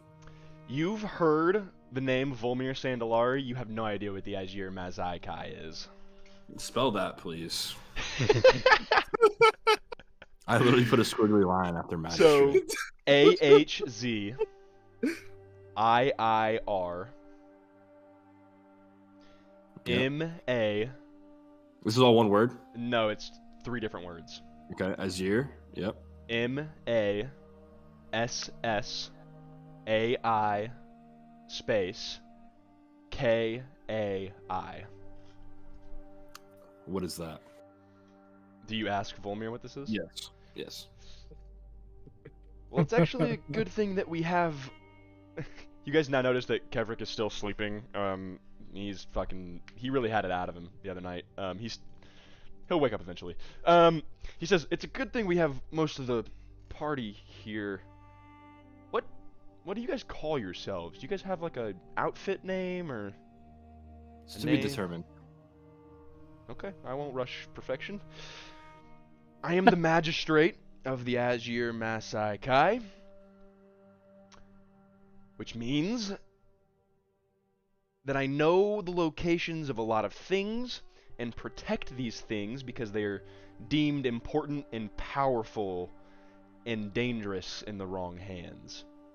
I formed this group long ago to prevent what had been done by my own wrongdoings. He says, Look, I already talked with Bando, I know what you guys have found. I believe they're planning on doing something called the Awakening, and Lucius says, my friend, no one can do the Awakening, it does not exist anymore. It has not been done since Theasmir was, and Vomir says, Lucius, shut up. Lucius looks at him and says, my friend, no need for hostilities. It is okay. Tell me, my friend. Volmir, now holding on to this wooden staff, kind of gets up and like goes to the far side of the table to stand in front of everyone. Long ago, during the falling, I'm gonna give you guys the kind of the rundown because I told this really sorrowful story to Bando and now it feels kind of disingenuous to tell it. Anyways, I've been alive since before the falling. During the falling, I stole an item that basically made me eternal. It slowed my aging to an unbelievably slow rate.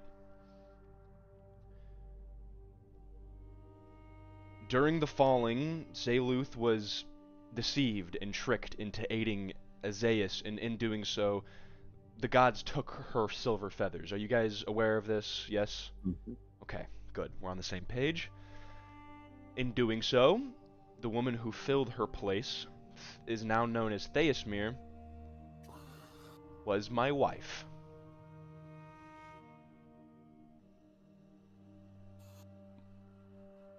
I don't know her name other than Theasmir now. She was the most brilliant sorceress of our time. The gods came to her to make this ritual to ascend someone, not her, to the throne of the God of knowledge and truth. And upon finding the right materials, the right rituals, the right amount of life, she took that power for herself. She took many lives, and in doing so, a long run of events occurred as well, known as the Ana Fara Inor, the cleansing of the land of my people, the elves. It brought discontent between the two because she took almost a quarter of the population from First Light. You see now he's staring into the distance. Anyways, the components of this, I believe they're... How long has it been since you guys got here? And... A day or so. Good, About a night. okay, okay. So, time doesn't move too much slower here. That's good. We're okay. I believe the part they're looking for now is at the final right in. They just need the lives. I think we're too late to stop them from the swamp, from finding that portal to the water plane, but I think we can still stop them at the final right in from taking the lives that they need. He says there's only, I think, 2 or 3 days left on this festival, but if they're moving quickly, we need to get moving now so that we can get back and stop them if we can.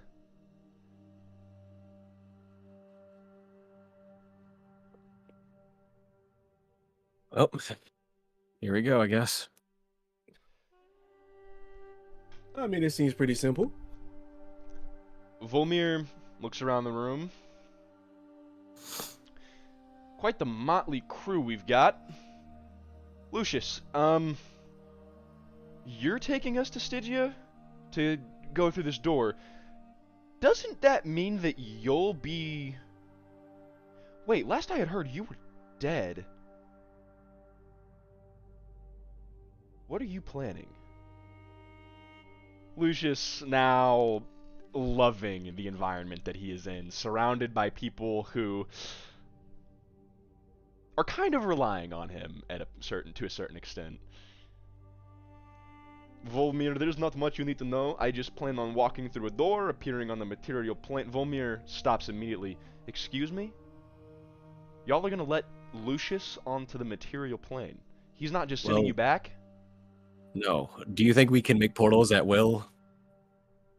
Hey man, the fuck did y'all do? The fuck did y'all do? This guy don't sound too good to me. Bando, we are in this predicament partly because of you.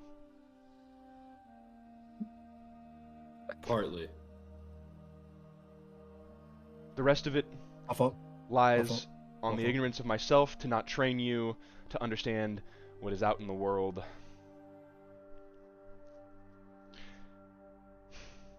I'm assuming you guys made a contract. Lucius looks at you, Asher, says, would you like to tell him about the contract? Which one, Lucius? Oh, well, I mean, you can tell them either. Look, we have a contract for this deal, and also he is my servant. Yes, he's a warlock of Lucius. I get it. I could pick that up by looking at him. You don't know what he means by that.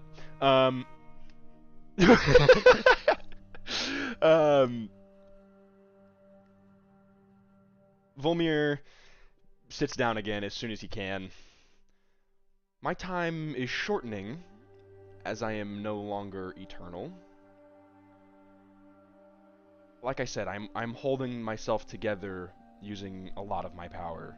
So you're not going to be much use of us, because we already have a couple of dead weight that we need to get across this portal. Don't ever call me dead weight. I'm just saying we've already got a couple. I'm asking if you I are one. can take care of myself, I just can't get us back. As long as we have a plan, I won't ask too many questions about why we're bringing Lucius to the material plane through the only door that he can escape through. But I'm like I said, I'm assuming you guys made a contract. So I can't do anything to curb that contract. It'll be done. Whatever. But I will go with you to aid in this because I think we need to get back as quickly as possible. It's good to hear. Works So for we've us. got Lucius, Volmir, Arthur, Ansis, Bando, myself, Meanie, Greenie, Kevrik, and a frozen woman mid-scream. He looks over at the frozen woman and says, "Who the fuck is she?" Someone a very unfortunate person. Yeah, I don't sense like anything from her. She's just Yeah, a person. Yes. So, the last question that I think needs to be answered before we go on this task. Sorry, Volmir, I know you're dying as we speak. You cannot be serious. Where do we want to go when we walk through this door? I guess that depends on what exactly they're planning to do at the final ride-in. So obviously we have the final ride. We also have Andrea. I don't know that we can go separate places or that we even should. Do we go to Deep Hollow again and then make the travel to the final ride? Or do we have Andrea accompany us on this quest? I mean, I'm assuming as soon as you go through, you can choose where to go, despite, like, you know, depending on whoever you are. I mean, it's a magic door, right? Lucius pipes up and says, "Yes, the person who activates the door decides the location. Theoretically, we could activate it each individually and choose our own location. It can only be used once. Yes, you are right. Once we use this, it will go away. But I'm saying that for however much time it is active, you can probably close the door, open it, and it'll appear with a new location. I just assumed you guys wanted to go to the same location. And I don't care where I go, because once I'm on the material plane, I'm free. Do you have matters to attend to, or are you going to help us out with this? I'm Jahal sorry, my stick. friend. I do not care if Jahal takes lives at the final ride-in. Well, I mean, if we go back to Deep Hollow, would we cut them off? Because we can't stop what they did in the swamp, but have they left yet? Look, I was up north, battling a separate sect, trying to get information. The only information I really got was a name, the Cult of the Fallen Feather. I'm assuming you guys have pieced that they really like Zayluth, which is not great news. And they knew a lot. They have a lot of information. They knew about my timepiece. That's why I'm the way I am now. The man I fought, well, the Goliath I fought, was imbued with some sort of necromantic powers. He had 4 arms and carried 2 massive broadswords. He came at me with half a fucking army and took my timepiece, and I couldn't hold them off and get away in time. I went in with the arrogance of 1100 years, not the experience. And I paid the price for it. So, if We do need our horses. why do you need horses? Well, to traverse, we don't know where they're going, right? We know they're going to the final ride-in, but they could be anywhere. Well, this is what is confusing. Is up north there was no plans for the final ride-in. I only caught wind of it because Jahal appeared for just a short, brief time, and I knew about it. I don't know what's happening up north, if it's different, if it's the same, or if they're going for the same goal in 2 different locations to kind of double down. I just don't want the 1,000 or so people at the final ride-in to die. I think we just need to spawn in at the spot. I have seen the awakening before. There will not be a soul left at that place if we do not stop Jahal. Well, then that's where we go. Okay. So like the festival's ending in a couple days. Time's running slower here. Which is So a good we thing for you are guys. sure we're on a time crunch though. Yeah, so you guys in total have been together for 5 days. And you guys took 2 days for travel, basically, to Deep Hollow from the final ride-in, and you guys knew that there was about 3 to 4 days left. You guys weren't entirely sure because the timeline was a little loose, because there's not like a hard stop date. But you assume that most people will be gone within the next 3 to 4 days or within 3 days from now. So there's a little bit of a time crunch to get back.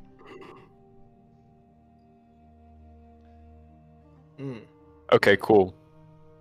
So we drop off. We go to Deep Hollow first. Drop off that girl, so we're not just dragging her around, and then we go final ride-in. Have a whole, we do our thing. We pop off, like save 1,000 or so people. If we go to Deep Hollow first, I would require a night to get us to the final ride-in. I don't know if that's okay or not, is the thing. Is once we get to the material plane, I will know. But from here, I can't know what's going on. What if we just send Andrea through the door first and send her to Deep Hollow, and then we all go to Final Ride? This is what I was more alluding to, my friends, is we could just push her through the door. I am confused. I figured it would be you guys going all together, her going separately, that kind of deal. That works. Yeah, That's okay. perfect. That's perfect. Yeah, that's perfect. Yeah. Okay. I do need to get my coat from her before she goes, though. Your jacket. You're worried yes, about yes. your jacket. Yes, it's a nice jacket. It was a gift. Same on. We worried about 2,000 people getting turned to ashes, and you want your leather jacket. What the fuck are you doing? It's not leather. Okay. Volmir, boom, boom, boom, with his staff. My friends, we stand at the precipice of a new beginning. Your fates, no matter where they lied previously, are now intertwined in some manner. Y'all are not ready for what is coming. So you must be ready. As the magistrate of the Azir Masai Kai, I know of ways for you to become ready. Like I said, I know of powerful magic items in the world that can help. Whenever we get to the final ride-in, you cannot stop Jahal. But I can. If you haven't been able to tell, I'm waning. This will probably take the rest of my strength, Bando.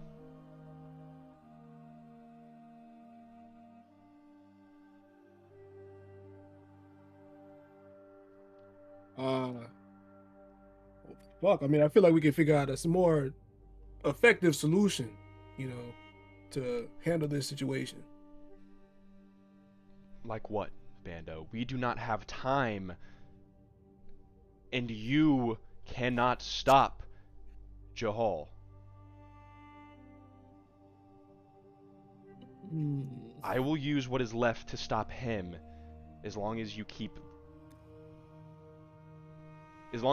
whatever forces are there from hurting the most amount of people. I will focus on Jahal. But I do not think I will make it past that. And I will leave you guys with the information of the magistrate. In Bando, you will begin the trials to become magistrate. Sounds like the old man's willing to take one for the team there, Bando. Hey man, I can see that.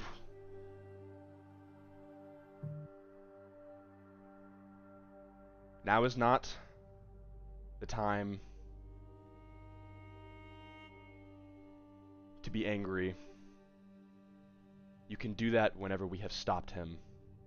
I understand your frustrations with my apprentice, but we have lives to save. I have seen them be taken before. I will not stand for it again. And what are we sitting around for? Martha's gonna stand up I and agree. put his journal away. You guys are gathering here with the fucking Avengers of Idristia. And this is where we're going to go ahead and take our break for the session. Let's go ahead and go to Intermish. We are Do y'all know back. what class Kevrick is? He's paladin. Oh, we got a fucking beefcake. But we don't know that. We just know he's a guy in big armor. Actually, wait, no, we did see him cast command. Yeah. Okay, so as we return here, you guys are still in this like long table room, kind of gathering each other. Kevrick is sort of waking up. Our last player is going to be here soon. Chat. But yeah, you guys are left to your devices for just a little bit of prep. If there's anything specific you guys want to prep, if there's anything you guys are like thinking of that's creativity-wise, like plans in between each other, this is kind of your time to do so in this moment. I have two things, right? I do need to prep, right? I have two things I need to do, right? Okay. For one, the first thing I want to do I still have that book, right? The book did not disappear whenever you read it, yeah. I want to open it again. You open it, and through your time at the tree, you assume you have garnered all the knowledge to garner from it. Care to share? No, y'all gave me the book like a while ago. Like, it was when we first fought that camp. Yeah, no, I mean, care to share what you learned? Fuck, what did I learn? You see hey man, you see these motherfucking tats I got here now. It's a little bit of an easy, little bit of a buff it gave me. A little bit of I can smack him a little harder. You feel me? You'll see it in action. Ugh, man, why am I traveling with you guys? Ansys, I know he's not here yet, but Ansys is over just like smacking Kevrik in the face. Like, hey, Yeah, he got kind of fucked up. He's come on, tough guy, it's time to wake oh up. shit, oh shit. He got cooked bad, huh? Damn, what happened to his ass? He got stabbed. A lot what? of times. He was in the process of getting a fucking greatsword through the chest before Lucius pulled us out. So Okay. Oh, yeah. If you guys want to explain the fight with the characters, at least, to Bando, if you guys want to describe the frog to him, since The frog. Y'all fought a frog. yeah, so we were, shortly after you left, we were just sitting around talking, about to take a rest, and we noticed some noise and a line of about 20 or so torches heading at us at a very, very great speed until they almost encompassed us. We then proceeded to run as fast as we possibly could from this very large man atop a frog who was very fast in the swamp. We had to play leapfrog with Andrea as we were running, tossing her. The other person catches her, runs in front, tosses her, turning around and attacking this frog, trying to attack this frog as we were running. At one point, he got close, and Kevrik charmed him away, just for him to catch right back up. Then there was, a bunch of missed attacks, people falling off the back of the frog. He took a javelin to the arm. He pulled it out and threw it away like it didn't fucking affect him at all. Kevrik got knocked out on the ground. We were really in shambles, and I really had no other choice but to call upon my divine favor to get us pulled out. Once I did that, we were all summoned into this dark room with Lucius, as he likes to do. I'll look at him and kind of nod and smile at Lucius. Yeah, Lucius looks at you, smiles back, and gives you like a big ol' thumbs up, just, yeah. He then offered that, we could seek safety with Lucius, or we could seek safety with Bando. And, I chose Lucius because he's my guy. He's my guy. We have unfinished business. Oh wow. Okay, so I'm gonna walk over to Asher, and I'm gonna pull out my fucking case of blunts, and I'll be like, "Say, man, it seems like you need a rip in your life. It seems like you need some gas, bro. I'm You gonna need some shit." turn it down. This is for after we succeed. Suit yourself, my boy. I'm a fucking spark. I do have to say, if it wasn't for Kevrik buying us time, I don't know if we would have lasted at all. So I think we do a little bit to him as well. Seems as though he can command certain creatures. Maybe even turtles. Hey, hey. Don't start that shit. Slow it down. Volmir at this point will actually advance towards you guys, as where you guys are convening, and say, like I said, this is not the time to be angry at one another. I understand that can be difficult, but please try and look forward for just now. You guys will have time to be angry at each other later. I have to say, old man, you're about the easiest thing we've come across since we've gotten here together. Easiest? What do you mean by that? I don't know. Maybe I like the way you think. Yeah, I don't really care. Whatever happened, it happened. I'm glad that you all made it. And I am sorry for whatever unfortunate events occurred while my apprentice was coming to find me.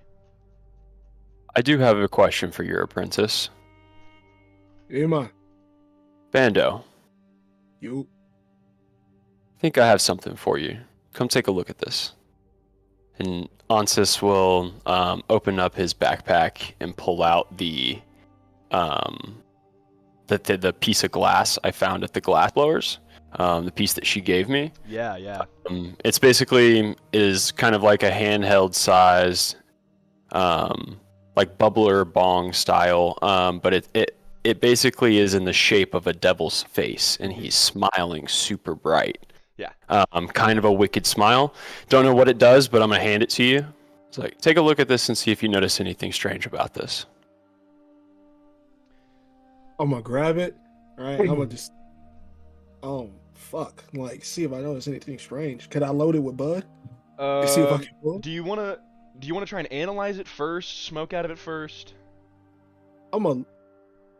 I can analyze. Can I do detect? Can I like see if I can feel any like energy coming from it? Yeah, make an Arcana check Good for me, dude. vibes. All right, cool. Well, I'll be damned. 26.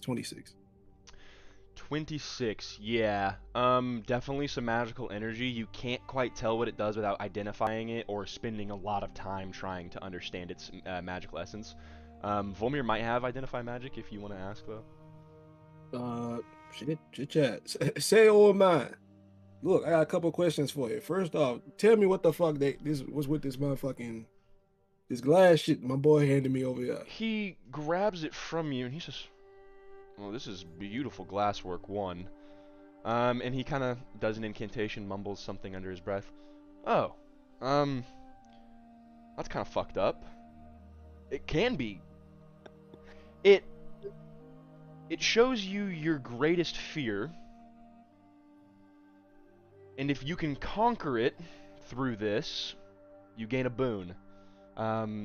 Not permanent, but every time you smoke it for like the day, it seems like it gives you that boon. Seems like a hefty challenge to undertake to garner the boon, though." Oh shit! Ansis will grab the piece out of what is his name? Volmir? out of Volmir's hands. Yeah. He just, Okay. Yeah, that thing means something to Ansis for sure. He had a moment with somebody and he snags that back. He will look over to Volmir and to Bando and say, "Thank you for your help." And I'll wrap it back up and put it into the bag. Okay. I had a question. I did have Yeah. a question for Volmir. Like Yeah. 2 questions like this. Go ahead. Shit, let me lock it. Say, old man, look, I know you told us you were gonna deal with the fucking Jahal motherfucker, right? Yes. Can you elaborate more on what you were gonna do? Just so about we can now, know Kevrick begins to stretch his arms and wake up for the morning after getting the shit beat out of him. Welcome to the table, Keegan. We're glad to have you back. Ansis is patting him on the face again. You awaken to a black stone room, Kevrick. The air is thick and hot, and there is ash building on the floor. You look out these windows that you're kind of sleeping under, and actually no one moved you from the table, so you're on top of the table still. You are sprawled out, finally fucking awake, with like a dark ash sky and red thunder. There's a lot of people in this room. There's 2 big trolls.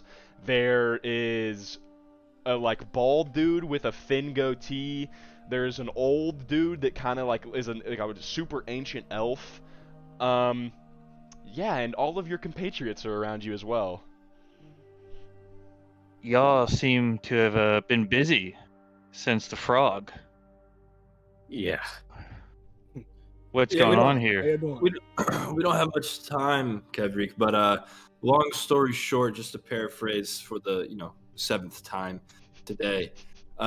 Basically, we're here. This is my devil friend Lucius. Bando's master Volmir. He's old. He's dying right now, but he's chill. we're all sitting here in Lucius's dimension. Lucius wants to get out of hell. We want to get out of hell. There's an invisible door on the stage above us. We have goggles to show us where it's at. We're going to teleport there via Lucius, fight the people, get out, toss Andrea through it first, send her to Deep Hollow. We're going to go to the final right in, and shit's about to get wicked. You ready? All right, so if I got this right, We aren't dead, by the way. we're We are not alive. dead. We're not dead. Bando Close. made it back from the tree with his master. Lucius got us up out of there, and we're about to go bust down on some people. Essentially. Where If you're still sitting down, Ansis reaches his arm out and helps Kevrik up and says, "Sorry about the other day, friend." all good, friend. Water under the bridge. My jaw is still a little sore though. Everything heals in time. Ooh, Works for fire me. bar. Fire. Ons has got wisdom about him. Ugh, this nigga's spitting. Yeah, so as you guys have gathered here, Kevrik, you're brought up to speed. Lucius claps his hands, and I'm going to go ahead and get a different vibe going as we go in to this second part of this session. This is really the team, bro. We're cooked. Also, there's Meanie and Greenie, Kevrik, who are Lucius's bodyguards, kind of. Me, Trolls. Yeah, they're having a bit of an identity crisis, but we're okay for now. Okay, cool. The trolls are Arthur. chill. Yeah, Yeah. Arthur's gonna help them out with their identity crisis whenever we're done. We're Ian, real quick, the piece of glass. Can you give me that description really quick again, or whatever you told me earlier? So he didn't give you the exact description, and whenever you Right. do it, whenever you smoke it, you'll get the more exact description. But as of now, you garner that it will show you your greatest fear. If you conquer it, it will grant a boon to you. Thank you. Mm-hmm. Okay. Lucius claps his hands together, begins to kind of rub them together. My friends, gather around, gather around, gather around. You see he has drawn this massive circle in like red chalkish paint. It's got the classic pentagram. It's got fucking infernal symbols. He says, gather, gather, we will take this circle. I've modified it a little bit to garner all of us through. It should be okay. Usually teleporting between the planes is kind of weird, or not the planes, the levels of hell is kind of weird. Everyone is supposed to kind of stick to their own level if they're the lord of it. I'm supposed to be dead, you know, it'll get real weird in there. Okay. Is everyone ready to Before go? we put yeah. Andrea in the bag of holding, please. I don't think because like it's not like a leather sack; it's like a leather bag. So I'm not sure if she would fit. You said it's bigger on the inside. It's bigger on the It's not inside, no but damn I don't know if burlap she could sack. physically fit inside like the opening. Fuck. Okay, so who's carrying her? I guess Arthur will. Okay. Yup, big brolic. Yes, sir. Big hefty. Okay. Then, gang, as Lucius begins to chant something, you guys appear in a freezing cold ice palace is the only way that I can describe it. And now, before you, Oh, Jesus. you guys got a lot of figures in here, so it's a little bit hard to tell.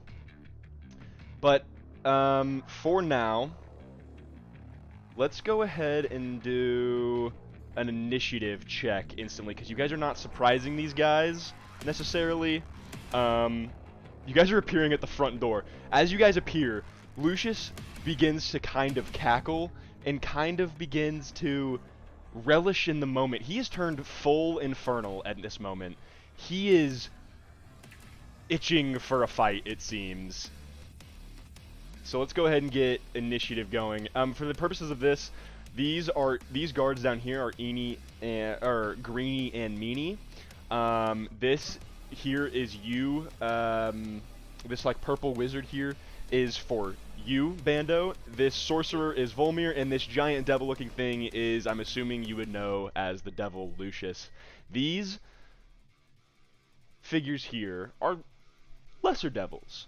This troll represents a pit fiend, which is a lot of fun for me. Jesus. Okay. So let's go ahead and get initiative. Let's We let's get cooked. we sent it. What is initiative? What is it? D20 and what? D20 plus your and your dex. dex. Yeah, your dex modifier. Yeah. If it's negative, you subtract. Ooh. I got 8. I'll type it in. My fault. Yeah, thank you.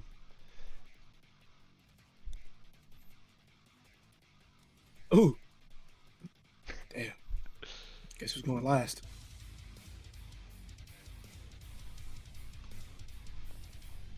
Okay, so you guys did pretty. Hey, man, this is pretty good. This ain't bad.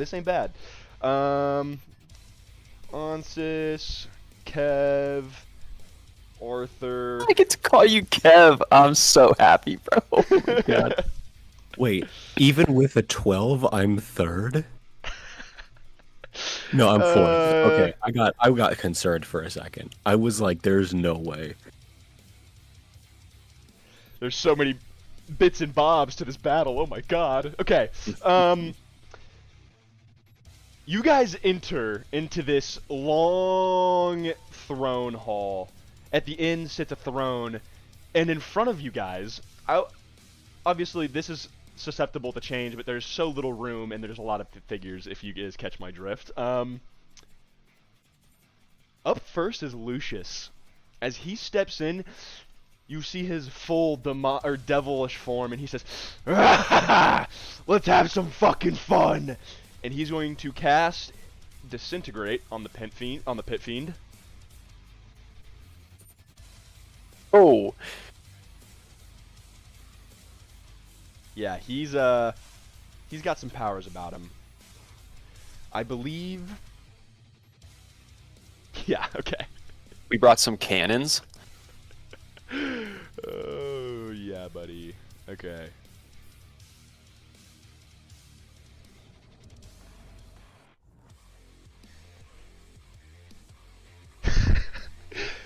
As you guys see him stretch his arm out and point his finger in a gun-like fashion towards this figure in the back,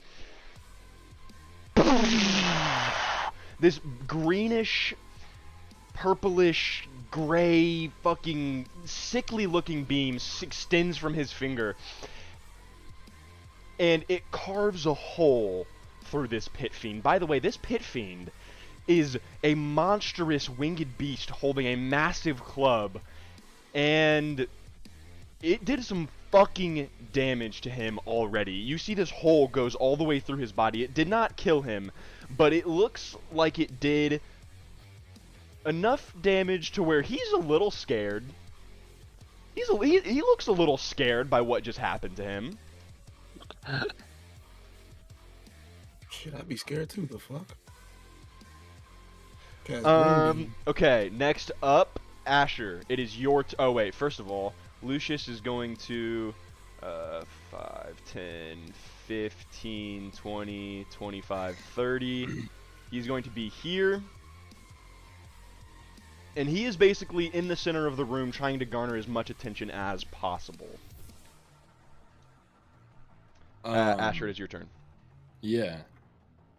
The first thing I'm going to do is I'm going to... I'm going to throw a sack. Let me pull it up real quick. What the fuck?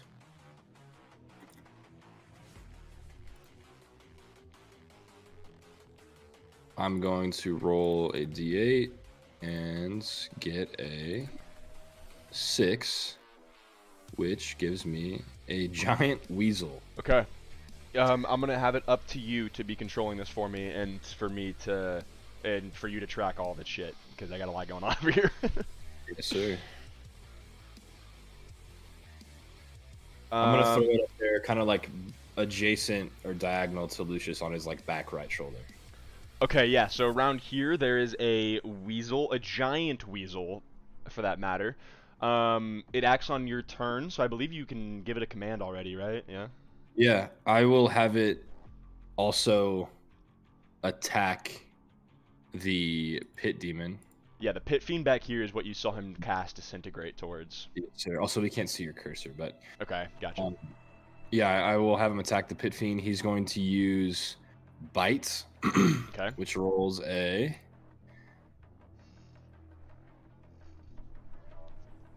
a 10 to hit. That misses.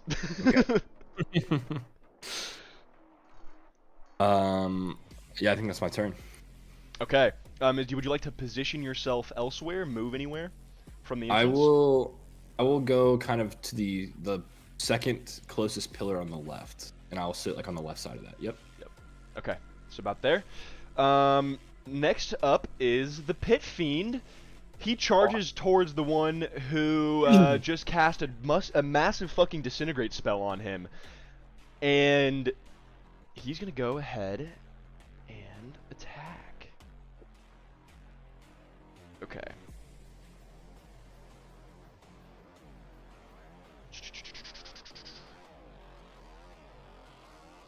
Okay, he hits one. It seems like. Oh, I miscounted the amount of times he can hit. Not bad. Okay, he hits 1 out of 4. That's crazy. Okay.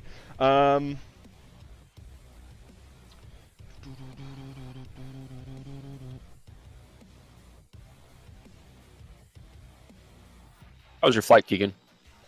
Awful.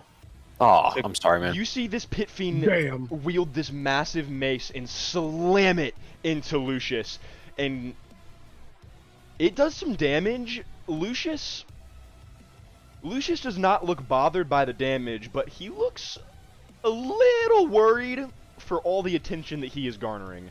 The second Pit Fiend's turn. This Pit Fiend in here is going to also charge out of this door and attack the first thing it sees because he is simple-minded. 5, 10, 15, 20, 25, 30. Yeah, plenty of... Wouldn't he see the weasel? Yeah, the weasel's not as intimidating as the Sixth Lord of Hell. Fair. Oh, yeah. I mean, fuck. It's a giant Oh, weasel, weasel. though. It's a big weasel. But it's a big weasel. A big weasel. It's a big weasel. See, I don't like Ian's face. I feel like he's Yeah. gonna be like, "Yeah, Lucius is dead." He cooked. Finished. He's Okay. like, oh my Not God. already. man. 60 Off the Not roof. already. 62 plus 8 These numbers plus are 8. huge. What the fuck? 62 plus 16, 77, or sorry, 78.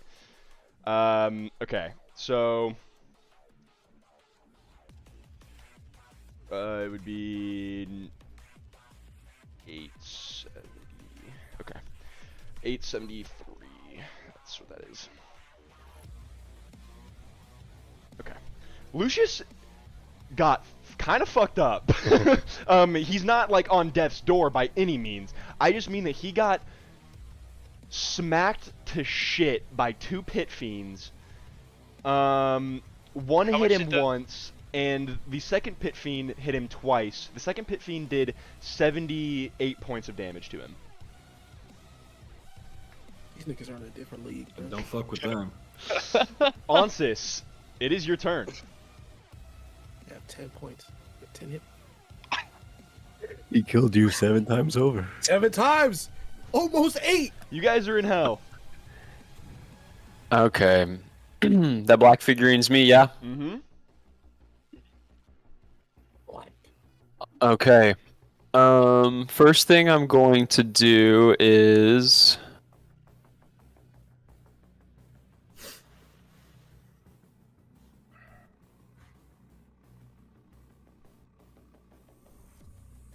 Oh, yeah, the first thing I'm going to do is probably from the flank, so from behind if I can, or from the side of that first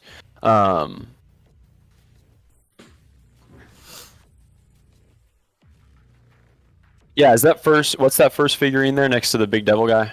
So that's one of the pit fiends. Okay, and the big orange guy is Lucius. Yes.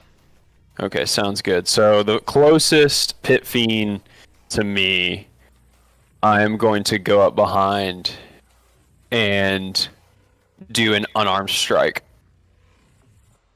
You're gonna run out. You're gonna fight him. Yeah, fair enough. Okay, you are there. You're flanking with Lucius, so you have advantage on the strike, which gives you your sneak attack. Okay. Okay, hit, advantage on hit too. Yep.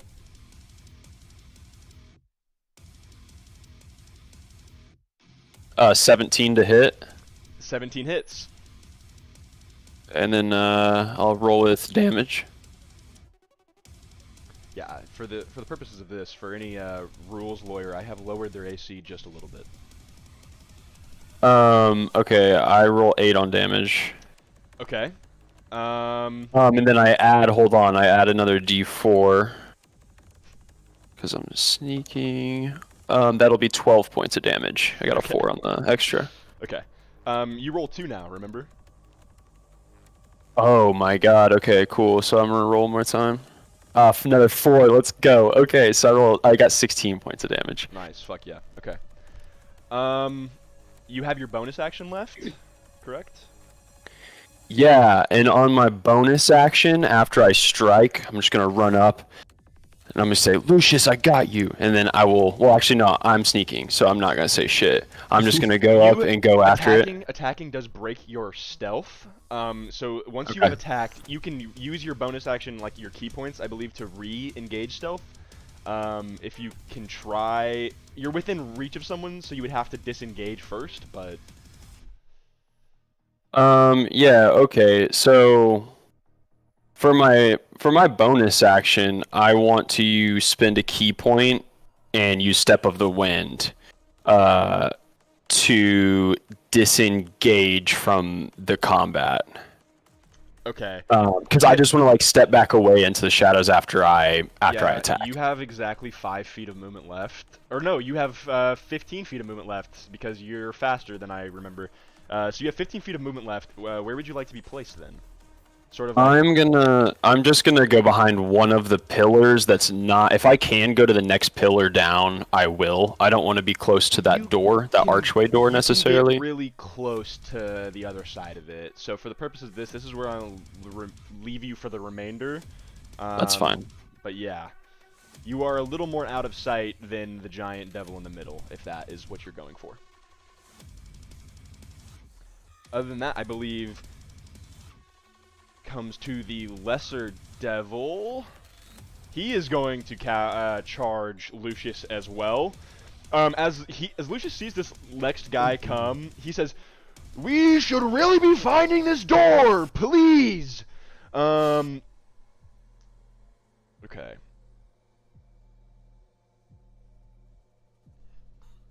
Fucking. Yeah, this dude's not gonna do a lot of damage to him. Okay. Lucius's armor class is pretty fucking high. Yeah, this first devil completely misses. Tries to swing and literally hits his flesh and bounces off of it, kind of. You see that the weapons they use are simple, not very elaborate. The second lesser devil you guys see is going to come up here and not attack Lucius, but attack your weasel. What is your weasel's armor class? 13. Okay. What weasel? This weasel takes...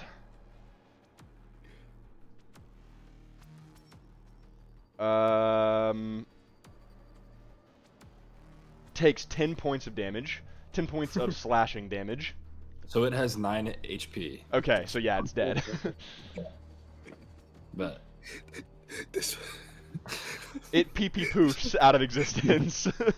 This is like animal abuse. He's thrown it out into like just on danger. What did you think a weasel was gonna do against Hell Demon? Oh, ironically, shit. a roll of the dice for what I get. Okay, Kev, it is your turn. How injured is the guy that Ansys just hit? How is he looking? He Pretty looks solid. pretty good. Mm, I don't think I Alright. did shit to him, man. yeah, we ain't fucking with that guy. No. And the dude. Mm, I was just Okay. testing the waters, you know. yeah, feel him out a little bit. Mm-hmm. All right. I'm gonna cast Bless then, Okay.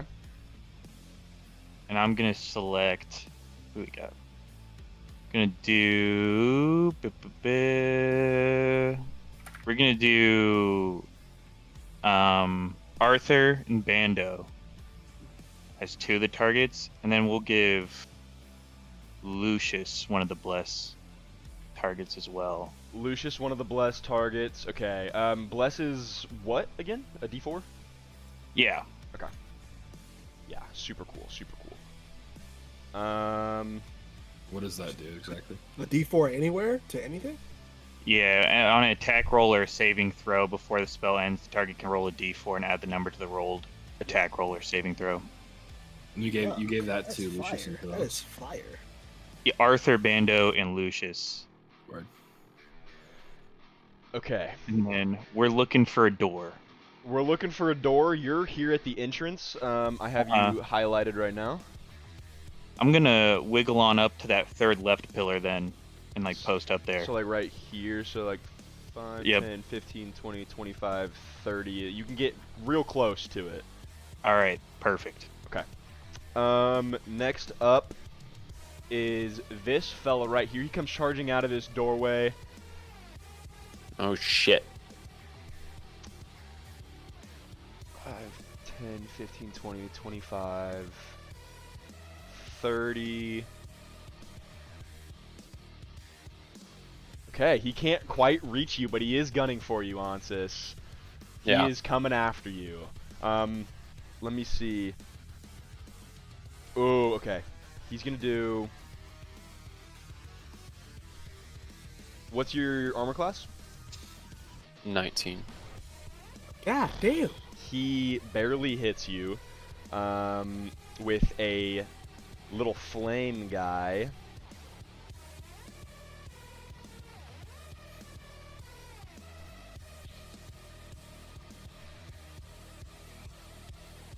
He hits you for 12 points of damage, 12 points of fire damage. Ouch. Yeah. And that is his turn. Next up is Arthur. It is your turn.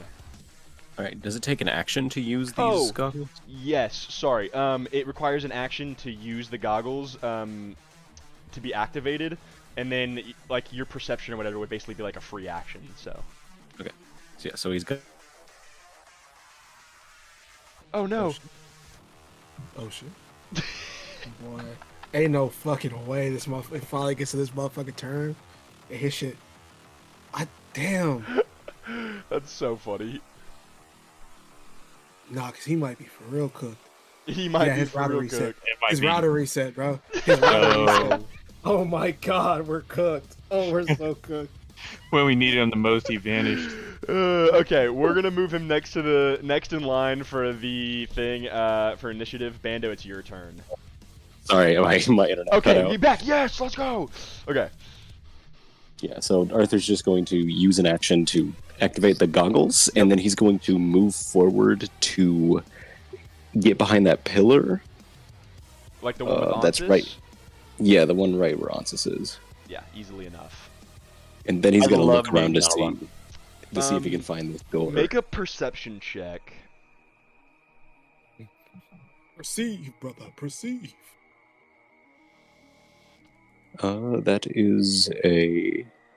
That's a natural 20 for a total of 24. You feel really confident it is not in this specific room.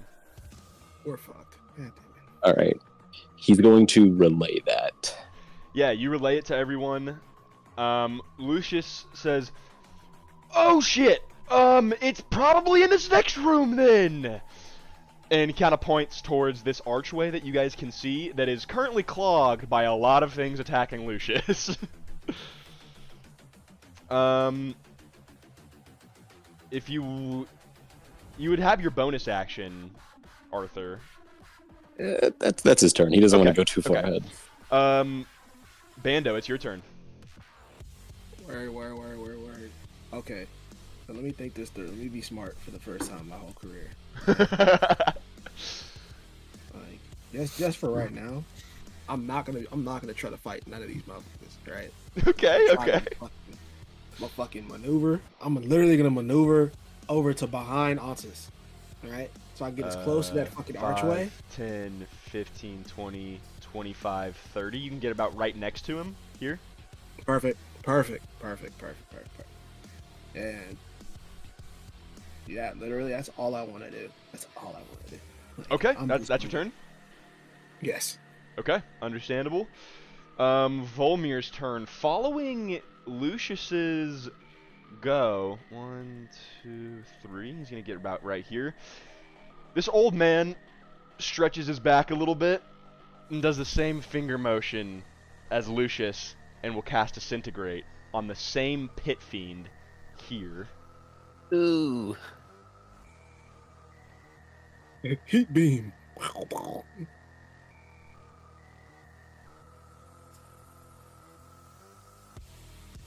1, 2, 3, 4, 5, 6, 7, 8, 9, 10. Okay, 74 points of damage. This Pit Fiend is looking pretty bad. Oh wow, nice even number. This Pit Fiend is looking about half as good as he was at the start of the fight. You see the hole that had kind of opened up begins to open wider, and this Pit Fiend is kind of freaked out by it. Volmir is going to use, at the end of his turn, a legendary action to... Or actually, for him, it's not even a legendary action. He just literally gets a second spell.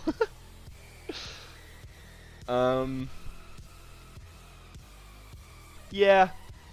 Yeah, he's gonna drop a fireball in there Oh shit.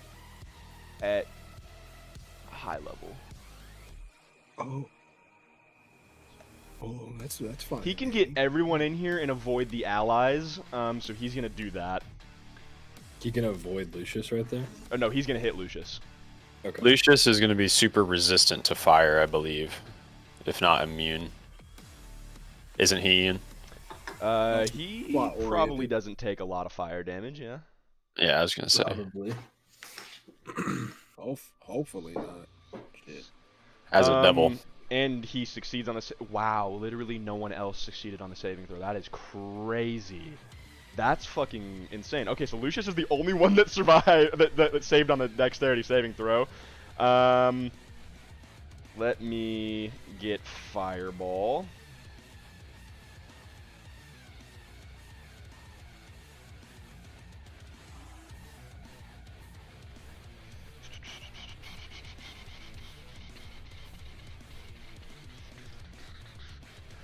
Eight d6 plus 1, 2, 3, 4.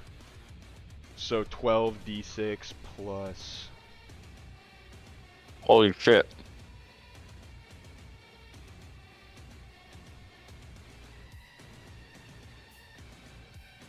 Yeah, these lesser are gone. Incinerated. Fucking go. Incinerated. So the one that was coming after you is gone. This guy's gone. All of the... Oh, shit. Fuck, not Lucius. All of the lesser ones, fucking dead. This is a place made of ice where the demons are... Or the devils are necessarily akin to cold, not fire. They took double of 46 points of damage. They took... Yeah, they took a lot of damage. So, that's pretty fire. Wow. Let's go. Next Volmir's the up homie. is this final 5, 10, 15, 20, 25, 30, 35, 40, 45, 50, 55, 60. He has no action as he used it to dash, but he is in the fight now. Meanie and Greenie. 5, 10, 15, 20, 25, 30. 35, 40. They are large, so they have 10 foot. Okay. 5, 10, 15, 20, 25, 30, 35, 40, 45, 50. So he's going to get right in here, and he will have no action because he used it to get into range. But Greenie will go ahead and swing against one of these pit fiends.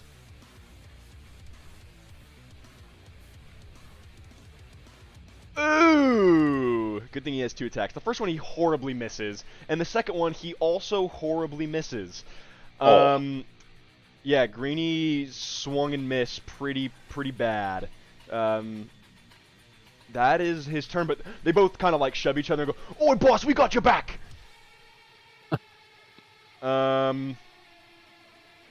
Okay, we go back to the start of initiative. Lucius.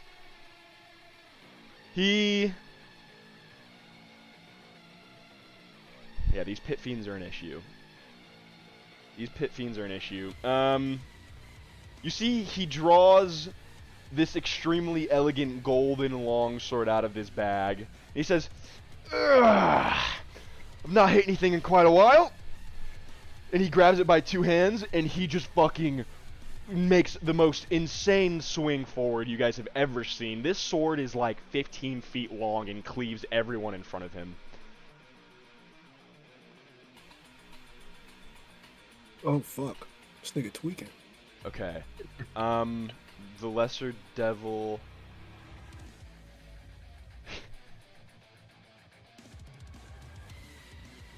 Yeah, the Lesser Devil dies instantly. And the Pit Fiends take... another 24 plus 5, so 29 points of damage. Okay. Motherfuckers are brawlic if they're just eating this shit up, dog.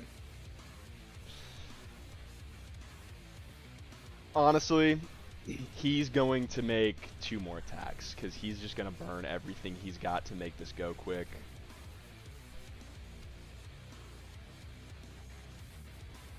Okay. He misses one of the Pit Fiends, makes another attack on him.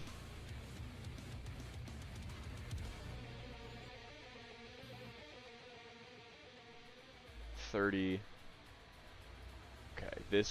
the first Pit Fiend that he had cast Disintegrate on is looking extremely rough now. He's hanging on by a fucking thread. You see, he's got this fucking giant hole in his stomach from where the disintegrates have hit, and he's now like has his head like halfway hanging on from where Volmir has cleaved into it. He's like, or sorry, not Volmir, where Lucius has cleaved into it. He's fucking extremely confused what is happening and why he's getting fucked on. Asher, you're up. Yeah, I'm going to move. Let's see, 10, 20. I'm gonna move just to the right of Ansis, if I can get there. 5, 10, 15, 20, 25, 30. Yeah, you can get there. I can't place you in between the wall, but you're there. Okay. You can just put me to the left of Ansis. That's fine. Yeah. If I can also get there. I'm gonna cast Eldritch Blast on whichever Pit Fiend I think looks closest to death. Yeah, go ahead and roll to hit. Yep. Shoot my pea shooter. That is a 20. A natural 20? No. Okay. 13 plus 7. Yeah, that hits. Okay. And then I'm gonna, let's see, it hits for 11. Okay. Asher, you send this Eldritch Blast forward. Describe how you want to kill this Pit Fiend. Okay. Yeah, so I want to, right now it has a hole in its stomach and its neck is like kind of cut in, right? Yeah. So I'm going to send the Eldritch Blast kind of right above like his shoulder to the other side of his head, Mm-hmm. and the Eldritch Blast is going to cleave off the rest of his head, Ooh. and it's just going to fall down right below, like right where his body is. What color are your Eldritch Blast?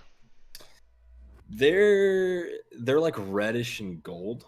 I'd say. Oh, okay. Yeah. As you release this reddish gold flame that kind of spirals out from your hand, it hits right where these threads were holding the rest of his neck. You could see like the sinew and everything trying to regrow and kind of reattach his head, and the head lands 5 or so feet behind him. That is one pit fiend off the board. This second pit fiend, looking around him, he's going to draw out a red stone, and he throws it onto the ground, and it shatters. That's his action. He's going to...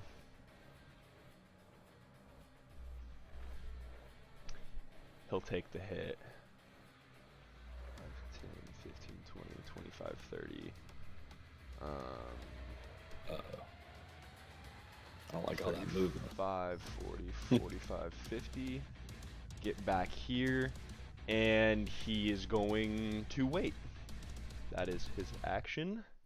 Bro, that's an airstrike. That's an airstrike. We You need to just threw leave. down. We That's an need to airstrike. leave right now, bro. That's I don't know for sure, but that's scary. Onsis, it's your About to turn. get cooked up.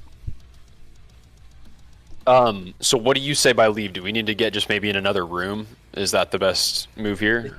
Like above Either table? a room or just completely out of the region. Like, I don't think we need to be in this room no more, bro. Like, it's bad looks. That could be sort of a flare for Isaiah's fucking fist to come down on. So I don't think this area is good for us. I'm gonna be honest. That's my opinion, right? I could be tripping, but I'm trying to look out for Gang. I mean, I can't necessarily do something on this turn to like make us leave this place, right? Though. You can get the fuck out of there. It's your turn. you can move wherever you want to move. We know that Lucius said that it's probably in the other room. He told us that the door was probably there. Okay, so maybe two questions. First question is, can the goggles be used on somebody else? Like, is it the goggles giving somebody the vision, or like the goggles just on now? And if he were to hand me the goggles, can I see through them? They are attuned to Arthur. They will only work for Arthur. Fuck. Okay.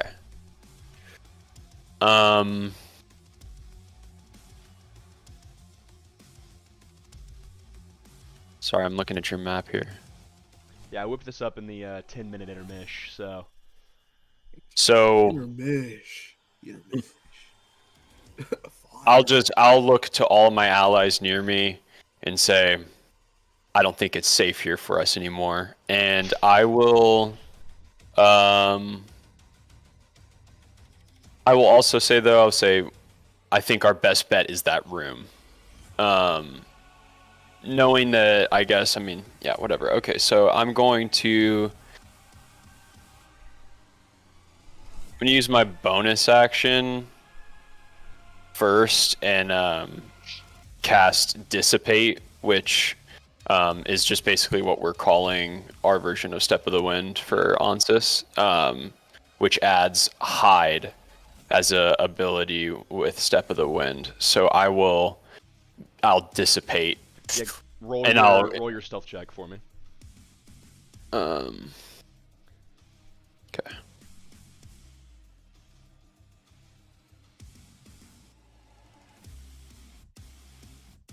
There's a 26. Yeah, you fucking literally dissipate. You are missed right now, brother. Yeah, so at this point in time, too, Onsis is relaying the dream that he had with that man, him talking about the haste of things. You need to get here quickly. Onsis is hot on his feet. He's really in that room. I know he doesn't have goggles, but he is awaiting whatever is to happen in that room as far as like finding things. He's trying to do whatever he can to expedite the process. Okay, so you're moving into the room? Yeah, I'm moving into the room. I'm doing whatever I can just to look around. I know I can't I can't clear a room, but I will just go in there and stay hidden, and if I can do any kind of check for my action, some type of perceptive So type that's what I was thing. gonna say. Make a perception check with disadvantage for me. Okay. Perceive the invisible door. Yes. It's not about perceiving the door; it's about perceiving what's around the door. To triangulate its position through the law of transitivity. Yeah, it's Shut the fuck innate. up, Dr. Fate. It's innate. Yeah, you don't see shit in here. You are confident that you are alone in this room, and there is nothing in this room for you. Cool, I'm just hiding. Cool. In like a shadow or something, though. I'm definitely not standing in the middle of the room. You could have gave us a flair. You could have been like, yeah, you don't really sense anything in there. You don't really give it any feeling. No, he rolled an 8. He didn't see shit. I didn't see shit. I also have disadvantage. That sucked. Kev, you're up. All right. I'm also gonna hit the digital dash into that room. Okay. 5, 10, 15, 20, 25, 30. Are you using your action to dash? Yep. Okay. 5, 10, 15, 20, 25, 30. You walk in and you're in the room by yourself. It's really weird. you could have sworn Onsis was over here somewhere, but Onsis is gone. You are in the middle of the room. If you want to go ahead and make a perception check with disadvantage as well, you're more than welcome to. 5. Yeah, you don't see shit in here either. It's weird though. It's like you swear Onsis was somewhere and now he's gone. Arthur, it is your turn. All right. I'm still carrying Andrea, so is my movement speed halved? I will say Shush. You're supposed to shush. she is perfectly still. For the purposes of this, no. Okay. So I'll use my movement to try to get into that room. Yeah, 5, 10, 15, 20, 25. Ah, not the pillar. I'm so strong. I moved it. 25, 30. You get into the doorway, basically. It doesn't require you to make a perception check. Right here where this statue is, there is a like 5-foot by 3-foot door that's just like glowing, basically. At the end of the door, at the end of the hallway. All right. He's just gonna use his action to dash. Okay. You run up to it. 5, 10, 15, 20, 25, 30. And then I'm going to use my bonus action to do. Let me remember what the exact name of it is. What was it called again? I think it's stick and move. Yeah. So I can take the dash action by using a moxie point to get up to it. Okay, you were right at the door. It is like impossibly bright now that you're right on top of it. But yeah, you're at the precipice of the door. All right, he's gonna set Andrea down, and he's just gonna kind of like shout back over to Lucius that he found it, and he's like, "You should probably unfreeze her." Would I be able to interact with this door as like the item interaction thing? I think, yeah. Okay. I guess yeah, because it's you activate the door, and then you think of the location to activate it, right? Yes. Okay, so he's going to imagine the inside of Galus's house, Okay. and he's going to try to activate the door. Okay. Since this, yeah, I'm gonna need you to roll an intelligence, like just like a flat intelligence check. Okay. Let's see. That's a 13. Okay. Yeah, you open the door, and you seem to see Galus's house. Looks all good. All right. He's also gonna hope he can grab his coat before she goes through, but that's everything he can do. Okay, yeah. Bando, it is your turn. Good, nigga. You know the deal. I'm hustling my ass to that door. 5, 10, 15, 20, 25 gets you into the doorway, 30 gets you just through it. Would you like to use your action to dash towards it? I would indeed. 5, 10, 15, 20, 25, 30. You get right next to it with Arthur, and you see Andrea like stuck in the running position, still screaming, and also holding Arthur's coat. The door is open, and you can see the inside of Galus' house, though, the house that you had found Galus in. I believe that's all. You could theoretically, I would allow you to use your bonus action just to like shove Andrea through, if I'm being honest. Shit, me? Oh yeah, I would. I'd be like, I give her a quick Yep, bink. fucking. Andrea goes through the door, and as soon as she's through the door, you hear a and then the door shuts and is awaiting its next command. Hey, wait, did Bando get my coat? That was a gift. Shit, did I get his coat? Yeah, I snagged this coat. Okay, I will say Love that you. that's, The collar. that is perfectly fine. You snag the coat as she's pushed through. The door is Arthur shut will and awaiting remember its this. next. Volmir steps forward through Meanie and Greenie, and he lays eyes on this last pit fiend.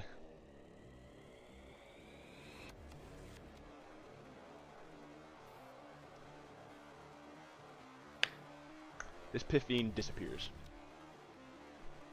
The fuck? You aren't sure where, but you saw Volmir point and then flick his wrist, and he I think I know what he did. Yeah, same. What did he do? What? So for the time being, we are going to break initiative. Volmir goes, "All right, everyone, let's go, let's go, let's go," and you see him being the slowest one at the last end of the room. But I'm assuming everyone is moving towards the door. Yep. Yeah. Okay. Yeah. Where are you guys being dropped? Where are you guys choosing to drop? I guess the final ride in, right? I'm not opposed. Like, can What? we go Wait, outside no. the town? Wait, no, Can we go our outside plan the was... town? Was our plan to go to Deep Hollow to get our stuff? Or was it... No, that was already at first to drop off Andrea, but then we realized we could just send her by herself. Yeah, so we go to the final ride in then. Where are our horses at? They're in Deep Hollow. All right, let's fuck it. They're good. We'll go to. I'm down. Yeah, to We'll go get them later. Yeah. The pit fiend shows up at the door and is going to charge in unless you guys go through the door right now. Yep. Final ride in. Final ride in. Yep. Okay. All right. Lucius opens the door and it expands to his size, and if you guys are all rushing through the door, you guys all appear in a slightly familiar, except for you, Kevrick. You have never seen this place before. But in front of you guys now is a simple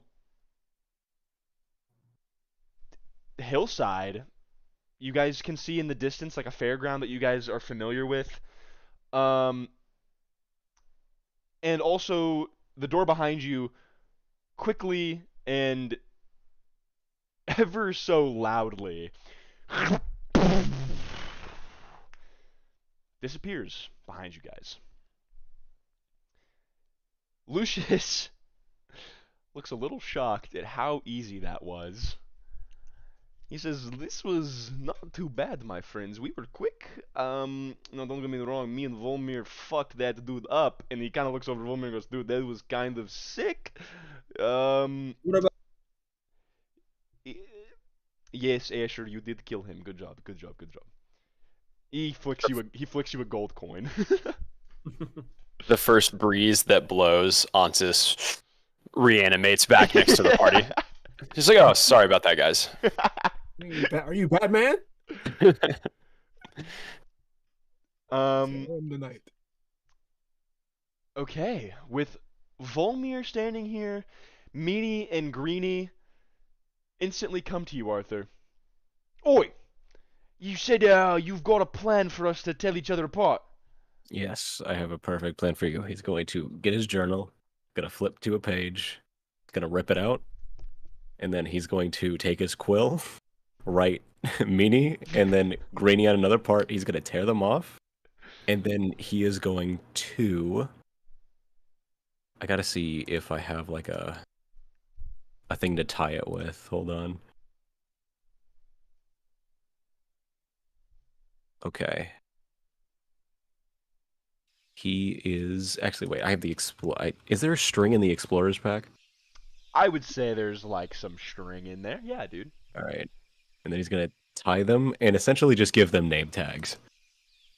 I like it. I like it a lot. Meanie and Greenie instantly they kind of look at each other and you're sure he's Greenie and I'm Meanie? Yeah. Oh, Oh man, I could deliberately give them the wrong ones, but no, Arthur's not mean. this is a pretty good solution. You're a pretty smart guy, Arthur. Thank you. All right, Greenie. All right, Meanie. And they walk towards Lucius. Yeah, I mean, hey man, they're happy to have some separation between the two as their identity. Um, okay, so as we sit here, Lucius says, "Good job, everybody. We have successfully completed our contract except for my end of the deal." He snaps his fingers and a chest appears in front of you. And it like flames come out of it. He says, "And there are 3 items. Um, so I'm sorry, Bando, but I did not plan on you being here whenever I made this contract. So there is no item curated for you. Um, Hey man, it's all good. I prefer the divine. You know. hey, fair, I am no one to judge. Um, first, he pulls out a pair of nice black boots that have like of an the inscription of a black widow on it, basically, with a slight red thing down in like the black widow's back. And he hands them to you, Ansis. He says, "These boots will allow you to walk on walls, on ceiling, just for brief moment. Pretty good in the right hands. I think your hands are the ones we need for. These are boots of spider climb." Okay, 1 second. Fucking crazy. Should have asked for a gun. Ansis takes the boots and says, I've always admired spiders." Kev, he pulls this really ornate looking like plate armor. This plate armor is made of like this light blue silverish metal with some like gold lining and has no flair about it. It's very simple but so insanely well made. This is a +1 armor, which means it gives you an additional +1 to your AC that you have right now, as well as it. Let me make sure I'm doing this correctly. Yes, it also gives you resistance to fire damage. Because as soon as you like touch it, it's like pretty cool to the touch. I'm gonna take it from Lucius and be like, "Oh, you shouldn't have," and like pat him on the shoulder. And lastly, Arthur. He says, Asher? Or "What? Arthur? Arthur. Asher. Oh shit. Okay. He already gave you your item. That was for a different contract. He amended the current contract and you signed it, so." Ooh. We'll have a discussion about it. For Arthur, it's funny you just grabbed this trench coat. Because now he holds another trench coat in front of you. This trench coat. Let me make sure.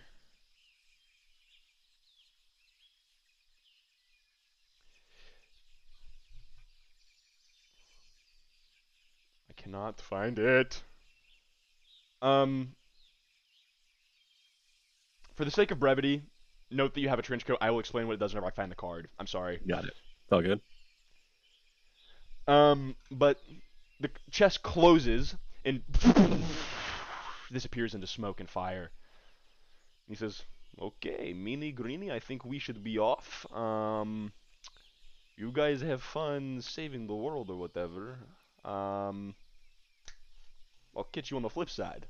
And he begins to draw a portal in the sky, and Lucius looks real happy. And this portal is a wreath of fire, and Meanie and Greenie walk through, and Lucius says, "Everyone, I wish you a great day, a great time saving the world. Be safe, all that jazz. If you need me, Asher, I'll be anywhere but hell. See you soon, Lucius. See you soon." He walks through the fire portal, disappears. It is now Volmir and your lot.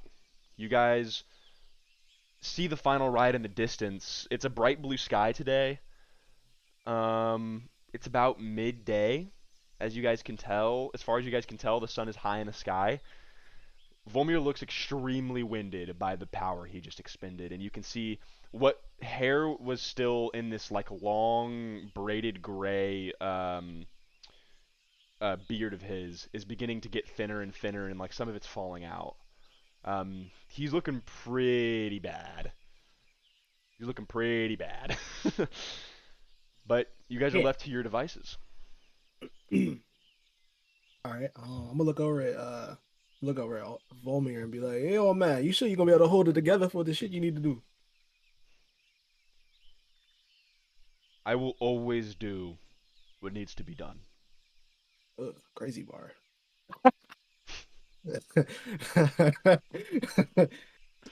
But old man, I wanted to ask you. You said you were gonna handle it. Can you elaborate more on what you know plan to do so we can maybe incorporate it into the whatever plan we try to make up? I'm basically going to turn myself into an arcane bomb.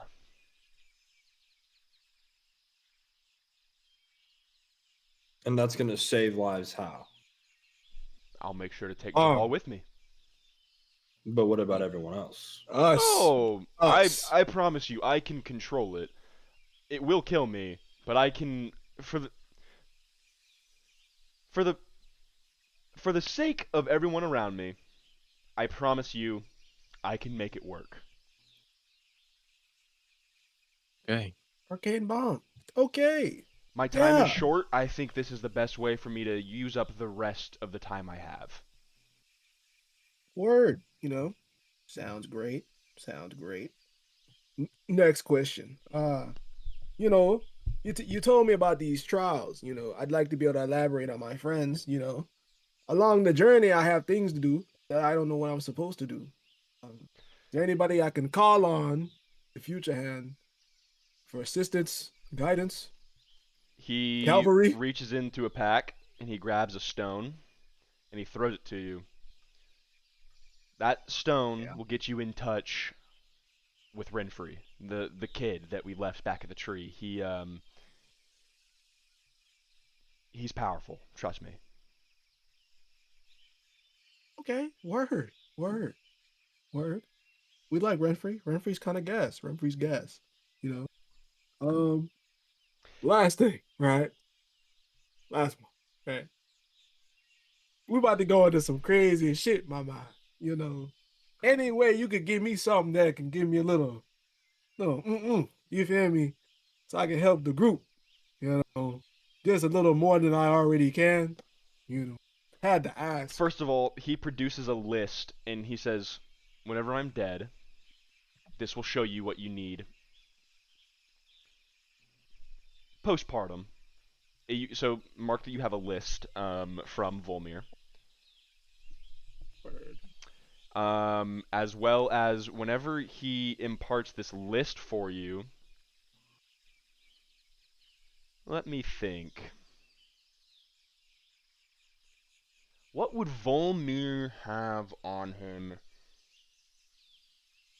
in this moment that he would like to give up?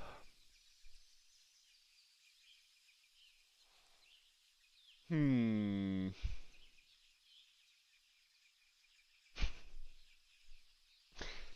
He gives you a ring.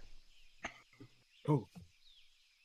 For the purposes of this, Volmir explains that this ring will give you one additional spell slot that you can prepare per day.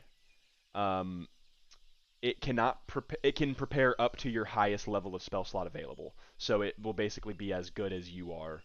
It requires attunement as well. So if your highest level of spell slot is 2, it will be able to get at least a level 2 spell slot that you can use. Shit, hey master, I couldn't ask for more. You done did everything I need. Goddamn. The highest level it can go to is 5th level, but Shit. you don't even have access to 5th level spells yet. So there you go. Yeah. But yeah, so he gives you that ring. He says, well, since the place isn't burning down or something, I would assume we made it back in somewhat decent timing, fellas. I think we should get our wits about us and head towards the inn and prepare. I don't know how, honestly, or we can try and cut them off, but I think it's up to you guys how you guys want to go about this.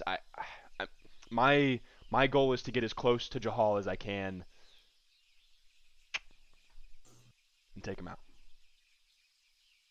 How far away from the inn are we? You guys are a solid 25 minutes travel. Like it's a mile, 2 miles off in the distance. But it's like I said, it's just like plains and hills here, so it's pretty easy to see off in the distance. It's a large fairground. Are there general stores and stuff in this town? You remember that there's a lot of people who have set up shops, so not necessarily a general store, but there's a lot of knickknacks for sale. Okay, I'd like to head back. What's the rest Yeah, of the we can party go. thinking? We can go into the town. I feel like me and Ansis. I'm feeling more. We get posted somewhere. Like I'm thinking vantage points. I'm thinking we're lurking. I'm finding, at least me personally, I'm finding the highest point in the city. I'm propping my big turtle ass, and I'm sitting there and I'm chilling, right, until something starts popping, right. That's what I'm doing.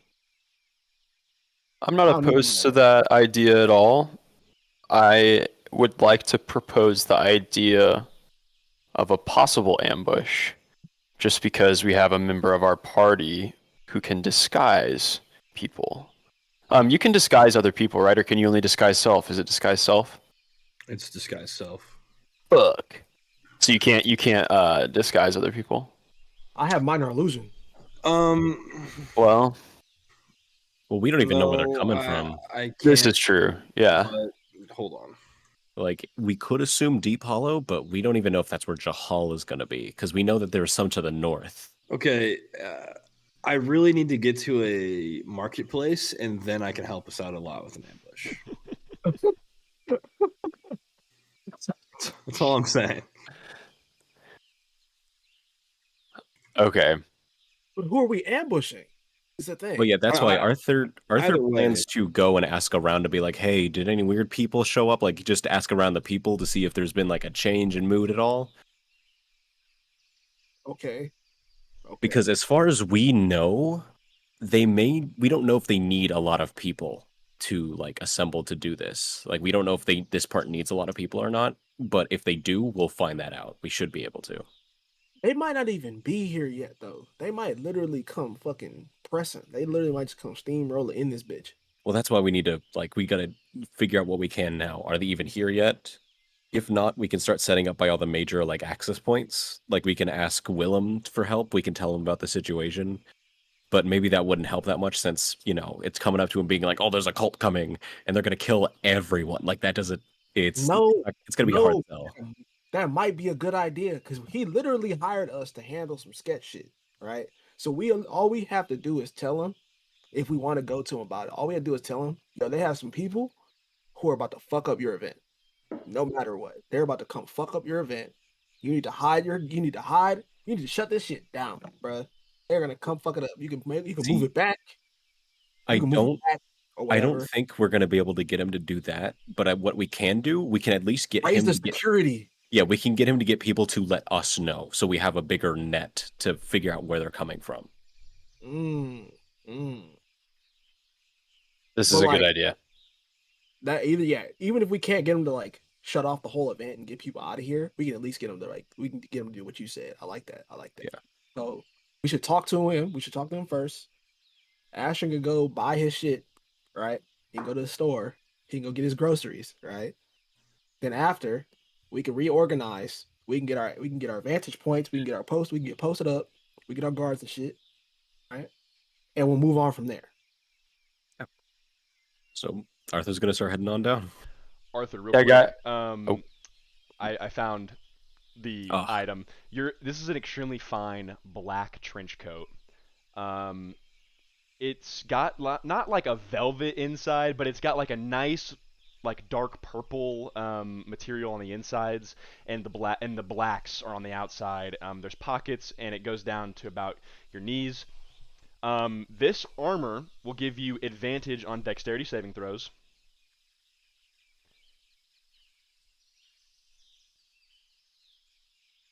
All And right. also, once per day, you get dash as a free action, basically.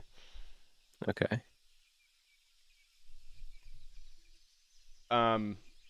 For the yeah. Okay. And as you hold this black trench coat, you hear a voice creep into your head, and it says, "Aha! You, my friend. You seem like someone who's got a good moral compass about him."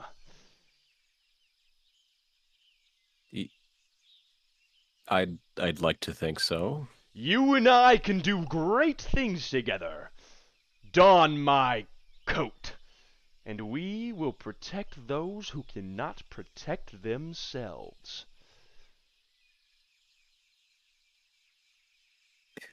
He's been through weirder today. He's gonna put it on. We are justice. We are might, my friend. And the voice disappears after that. Yeah, this armor is pretty cool. It looks really good. But yeah, are you guys heading to the final ride in? We're heading to. Oh yeah. We're heading there. Yeah. Okay. Yeah. As you Yeah. guys march into town, I would say that this is a good stopping point for me to plan the Yep. next session and for me to get some maps and everything prepared. And for you guys to also discuss a name throughout the week. Don't tell me the name of your guys' group until I ask for it next session, so you guys can create a group and everything.